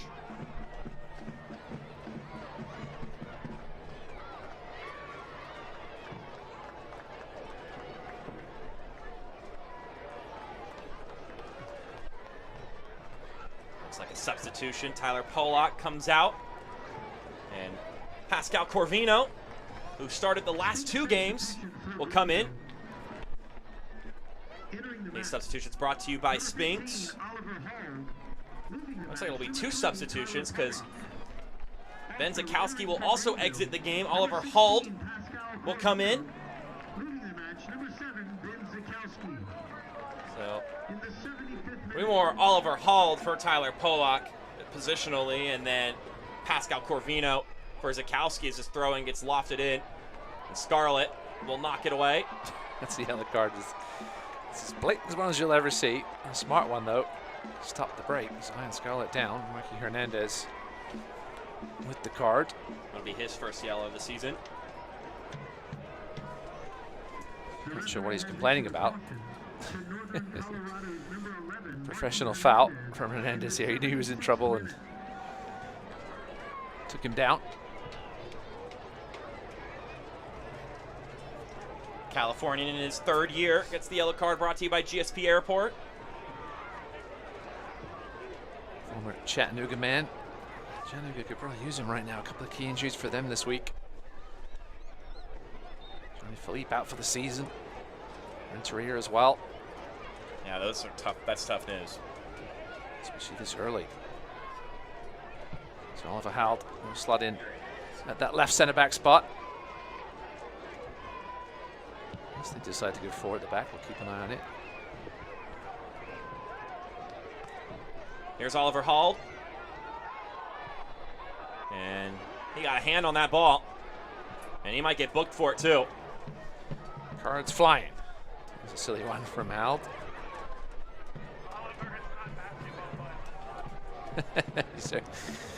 Somebody in the crowd said there, he's not basketball. Another free kick opportunity for the Hailstorm. It'll be Noah Powder who will look to whip up something scrumptious here.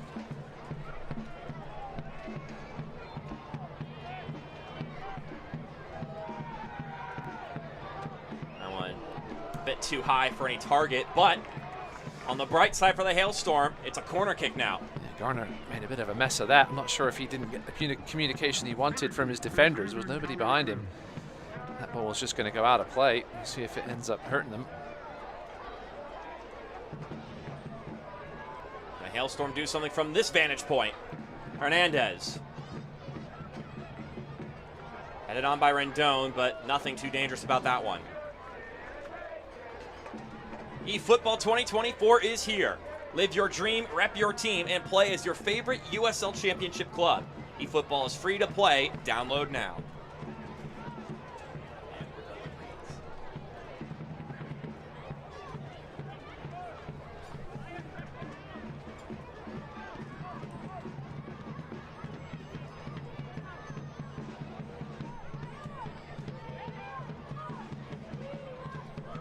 This one popped up by Castro.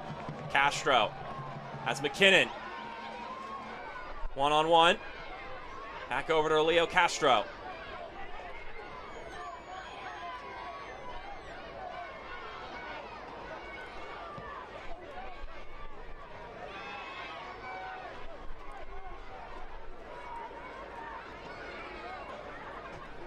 Horde is running, and he'll now track this ball down. One-on-one with Fricky. Ethan Horde gets his man to slide. He shoots, and it rockets over top.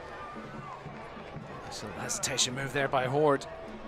Looks like Greenville have gone to more of a traditional 4 at the back with Anderson dropping to right back, Hald to left back, and Jamie Smith into the center with Fricky. Took one here. Oh, he just fell in a little awkwardly. Perhaps Brandon Fricky. Hernandez wanted the cross. I remember seeing Marky Hernandez score a header in the last couple of seasons. Well, it's a possibility. That's kind of what Ethan Horde did, though, on Wednesday. Took a nice step cut inside and then let it fly. Was able to make it a 2-1 game in Colorado.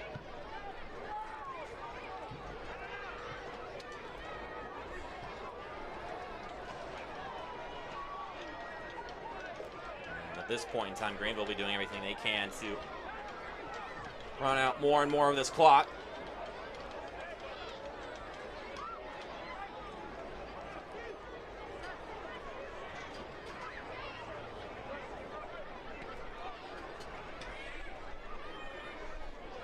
As you mentioned, Mark, road trips continue for Northern Colorado. At Chattanooga, at Omaha, at Knoxville. Perhaps getting Chattanooga at a good time. As you mentioned, a couple of weeks away. Throwing it at USL Championship FC Tulsa in there too. In the weekday before that. Obviously, Omaha, a tough midweek trip. The Reedy River Rebel Alliance in full force here tonight. Oprah floats this one inside for Para! But they blow the whistle. Yellow card given to Irvin. Para colliding with Garner. Harsh for a card on that. He was going for the ball. Yeah, I agree. Certainly made contact with Garner in the process. He was very close. A little harsh there, I think, on the veteran. He gives a pat on the back to Christian Garner, but it is a yellow card brought to you by GSP International Airport. I agree with you, Ross. I think that's a bit of a harsh booking. Yeah, he wasn't there super early or dangerously. He was going for the ball. Certainly had a few more seconds onto the end of this game. Likely going to have 4 or 5 minutes at least of stoppage time, I think, at the end of this one now. Unless Greenville used some Jedi mind tricks on the 4th official. Was it against Lexington 14? Yeah. I don't think there's going to be quite that many. That was a nice touch. Corvino tried to play it across to Castro. You can see what he was trying to do. For the first time tonight, Hailstorm defender was in the right place to cut it out. At this level, you see those holes for half a second, and if you don't pass it right away, somebody's going to be there more often than not to take that chance away from you. Colorado's done a relatively good job tonight of doing that.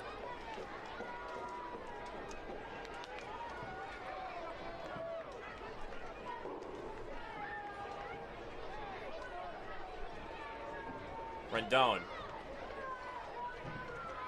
plays it in centrally. A bit of a miscommunication there. Both Garner and Fricky were going for it. Just as long as somebody gets to it, gets it out of there. Castro knocking over Powder. They'll take it quickly. Time ticking away here for the Hailstorm. Down 2 goals. They were able to get 1 back.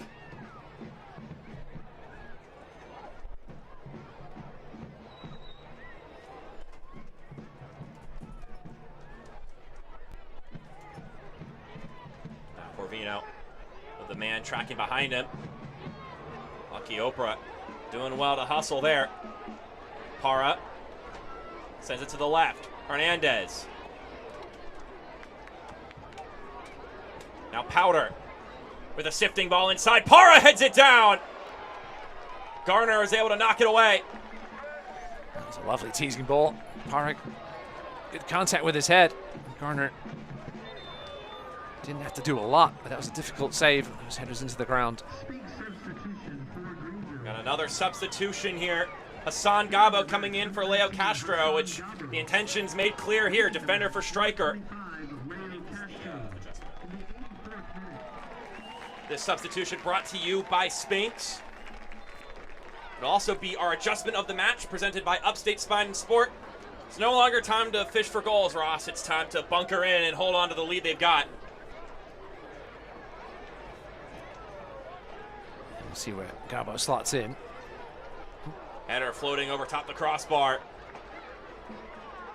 Couple of good chances here, though, for the Hailstorm. Like I mentioned earlier, if you get one in, you don't need a ton of time to potentially score another goal. Obviously, you would like more time than less. Yeah, I think Amos Ida will be proud of the way his team has responded to going down 3-0. Probably had the better of the play the last 15, 20 minutes. Since those substitutions, it's going to be a foul on Scarlett. And a little too aggressive there, jumping over the back of Bruno Rendon.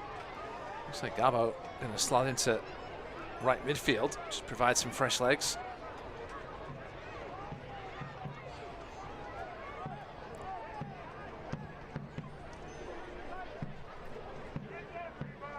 Also potentially where they've been a bit insufficient in this last 15 or so minutes that the Hailstorm have had the better of Greenville. Kwakwa. Playing that one forward. Now Hernandez with the ball. Sends that to the corner. Oprah sending that one inside.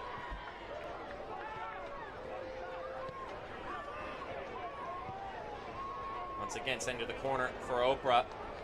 He's able to keep it in play.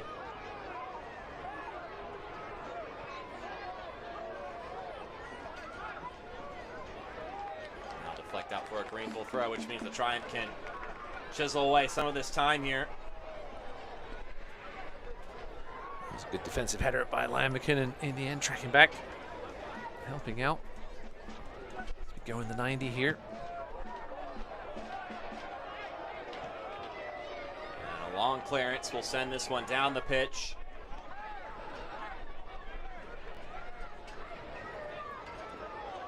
Triumph right now looking to jump to 3-0-1 to start the season. And if you want to attack in 2 Open Cup wins, 5 wins to start the Rick Wright era. Keep them near the top of the table early on this season. Yeah, certainly a bright start. And it's not just the results, Mark, it's just the way they've played.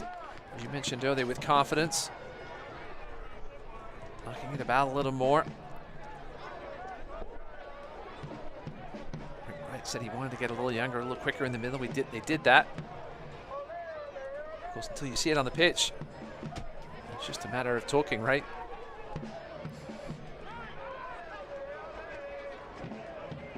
Everyone's got a plan, and then it's just a matter of will it work out, and then when things don't quite go the way you want them to go, how does your team adapt? Rendon. Is it knocked away? That was a clunky collision. Two big boys colliding there. Jamie Smith came off the worst. Rendon, no worse for the wear. Uh-oh. Got a bit of shenanigans going on. Jamie Smith still running hard. Eamon Zaid upset about something. Perhaps the time it's taken him to get up. Eamon Zaid always with a word to say. He hasn't managed to get a card yet tonight. If he keeps going at it, he might find himself in the book, though.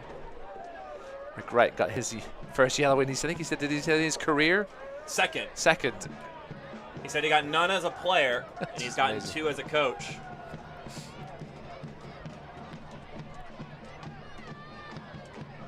It's in the dying part of that game midweek.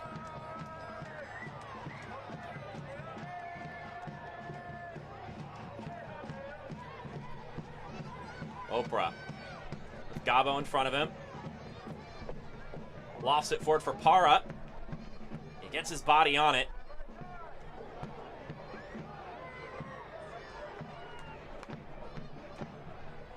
Brandon Fricky doing well to eject that one instead of it being a throw-in. Fenwick doing well there with a step. This one falling rather dangerously. And then a sweeping leg from Ethan Horde.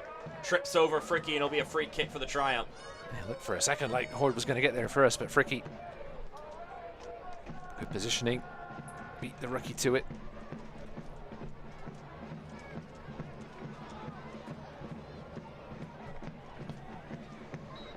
Worth reiterating, Greenville with the game on Friday at Charlotte next week. Meanwhile, it'll be 11 days till the next game for Ayman Zayed's side.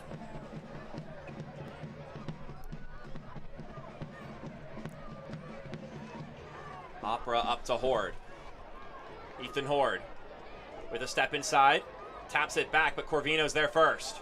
Nice turn, Pascal. Zion Scarlett bested there by Fenwick, the center back. Still 2-0 in Georgia. Tormenta and Lexington. Home team leading that one, 25 minutes to go. I'm not sure we mentioned the final score. Richmond did hold on for that 3-2 win over Central Valley.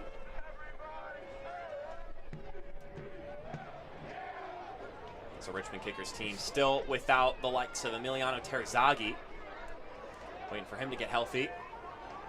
7 minutes of added time here as Zion Scarlett goes forward. Knocked over, ref says it's all clean here. First win, first points of the season for the Kickers.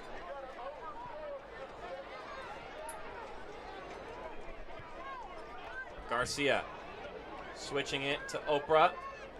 And it looked like he was trying to play it back to Para, but inaccurate on the touch.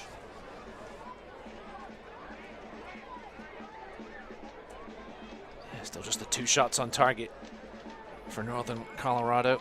And Zayed's have to work on things in the final third this week, you would have to think. XG of 0.54, Greenville 1.33. Northern Colorado have outshot Greenville though, 8-7. Possession very tight. Scarlett hits another gear, plays it across. And McKinnon, fishing for a hat trick, instead pulls up a corner.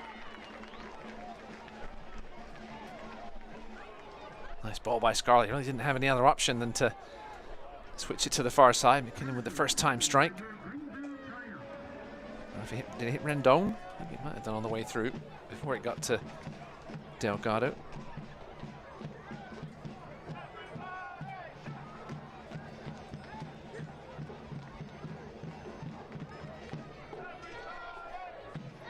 McKinnon now with 4 shots to lead all Triumph players. Matches Noah Powder's total for NOCO. Zion Scarlett took offense to that decision from the official and then gets a yellow card for dissent. It's moments like this, you're up 2 goals with about 5 minutes to go. You gotta let a cooler head prevail. Yeah, a little silly there from the youngster.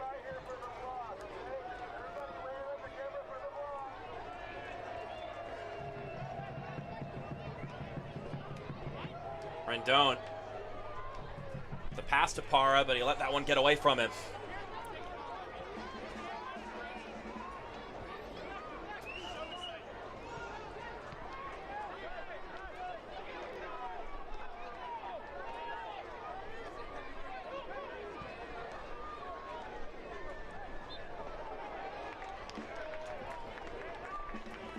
Be a free kick for Greenville here.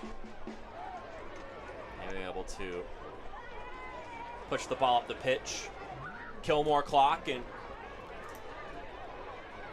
at this point, seeing their way to 3 points, becoming more and more likely.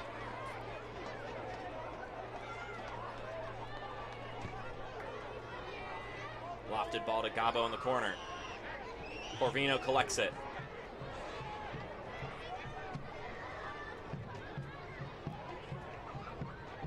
Hayden Anderson looking to play the full 90 after playing it so much of that game. Gabo takes a strike, and Delgado couldn't keep it in his arms, but gets the job done. Yeah, good work by Gabo. Mentioned normally a fullback, but playing midfield here on international duty with Somalia last month. A couple of AFCON qualifiers. Unfortunately, they didn't take care of business, so won't be in AFCON this year. Oprah trying to get by Anderson. Scarlett. Still has energy to chase down the keeper 94 minutes into this game. 19, Mark. You should. Full of youthful exuberance. Yes. Rendon. Couldn't get that by Hald.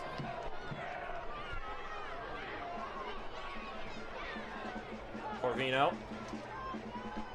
Shielding off Powder and wins the free kick. You see the frustration on Powder's face there. Check that. Enoch Kwakwa. Yeah, solid night in the middle has Kwakwa.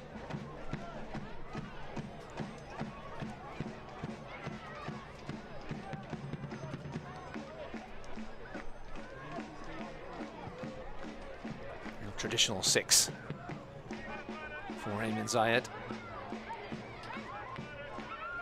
Even if he's number 8 now. Yeah, taking the number 8 from last year's Norte Norti. Who was more the 8 last year. Now, Kwakwa certainly more the 6, but now we're in number 8. Maybe it's his favorite number, Ross. Yeah, we saw a few number changes this year. See around the league, players leaving and opening up those numbers for. Chapa Herrera picks up a yellow. Yellow's flying in the second half. I think one of the more odd number changes, Brandon Fricke getting rid of the 1 in his number, now just number 5. It's more how it should be for a center back. Speaking of yellow cards, Premier League this morning, AFC Bournemouth, my team, there was no yellow cards in the entire match, which I don't think I've seen in a long, long time. Something we definitely don't see too often in USL League One. I think the assistant coach for Bournemouth was the only one to get a yellow. Nobody on the pitch had a card whatsoever. My condolences on the result against Luton Town. Yes. Producer Brady Kujan was become a Luton fan somehow. He didn't give me any grief today in the break room, so that's good. I'd like Luton to stay up, so I was okay with it. All things considered. Refs his play on after Horde went down. 30 more seconds to go in this one. Breck Evans feeding Oprah. Oprah trying to shoot, doesn't get it by Corvino. Now Gabo can streak it forward. Oh, that's a nice touch. Scarlett taking it to the corner. And he's still on his feet. Now Fenwick comes in. Oh, Powder's got to be careful. Frustration was getting to him there. He's got 1 yellow already. Don't want to take a silly red here. Thought better of lashing out there. And there's your final whistle. Now this is Greenville soccer. 3-1 your final result. The Triumph taking down Northern Colorado Hailstorm in impressive fashion. Took advantage of the penalty late in the first half and then came out flying in the second half. Oh, solid victory. I think they'll be slightly disappointed they lost the clean sheet after being up 3-0. They'll take the 3 points and on to Friday at Charlotte. A big one on the road.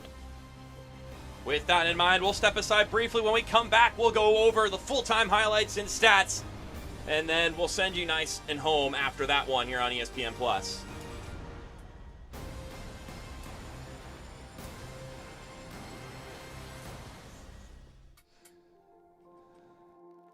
Welcome to Wood Creek Dental, where dental care is a family tradition. For over 40 years, we are proud to be a family-owned practice serving the community of Greenville, South Carolina. At Wood Creek Dental, we believe in quality care and exceptional service. Our experienced dentists and dedicated staff are committed to your oral health. We've invested in modern technology and have created a relaxing atmosphere for your comfort and peace of mind. We prioritize your experience in our calm and caring atmosphere. Our commitment to providing you and your family with exceptional service is at the heart of everything we do, and our patient-centered approach builds relationships based on trust and confidence. Experience the difference for yourself. Wood Creek Dental. Dental care from our family to yours.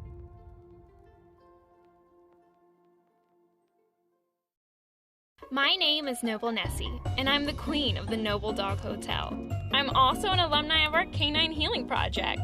Noble Dogs 5-star resort provides furry friends with all sorts of top-notch amenities. The grooming spa offers everything from a luxury bath to a nail trim to my favorite, a blueberry facial.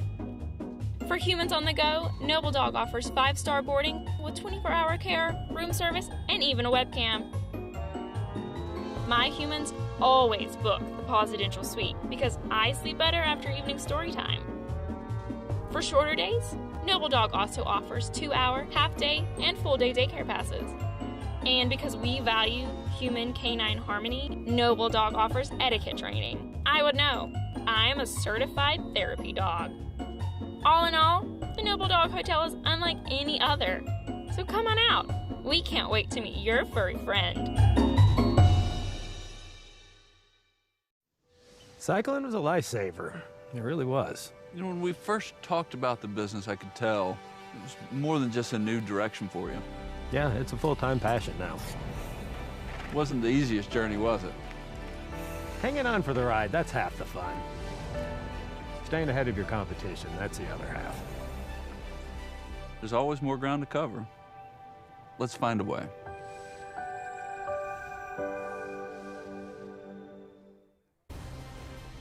It's been all cheering to start this season in USL League One for the Greenville Tribe. 6 matches and all wins except for 1 draw, but that's pretty good for Rick Wright's side to start the year. 3-1 your final score in this one between them and the Northern Colorado Hailstorm. I'm Mark Schoenster, Ross Davenport alongside me here on ESPN Plus, looking to put a nice bow tie on tonight's game. These highlights brought to you by GSP International Airport. First off, the penalty kick. Ryan McKinnon able to beat the bugaboo there for the Greenville Triumph early in this season. Yeah, we didn't get a good look at the contact that led to the penalty, but yeah, quality finish from McKinnon. Herrera with some composure feeds Castro, and he blasts it home. Looking great, and the Triumph offense was just looking great. They were flying like X-Wings and Y-Wings and any of the other airship devices in the Star Wars franchise. And an assist for Zion Scarlett here, who made a couple of those passes where maybe some players would be thinking, I'm just going to try and go for a goal. He's looking to send it to one of his teammates. But a goal would be found for the Hailstorm to put the game up in the air a little bit, and they would take control of the match after that, but they would not be able to find another goal to really put this one back into question. But it was a good response from Ayman Zayed's side in the final moments of the game. Here are your full-time stats brought to you by Coca-Cola. More shots for the Hailstorm, but Greenville were the ones putting them on target more frequently and would have the edge in expected goals, 1.33 to the Hailstorm's 0.66. Yeah, no time to panic for the Hailstorm, but certainly work to do over these next few weeks until they get back home. Work to do indeed. Meanwhile, it's all good news for the Greenville Triumph to open up the year. Well, we appreciate you getting your blasters and lightsabers ready. It was a fun one for 90 minutes, but that is where this broadcast will conclude. For our entire broadcasting crew, Ross Davenport, I'm Mark Schoenster. We thank you for tuning in. We hope you have a fantastic night. Your final score, the Greenville Triumph 3, Northern Colorado Hailstorm 1.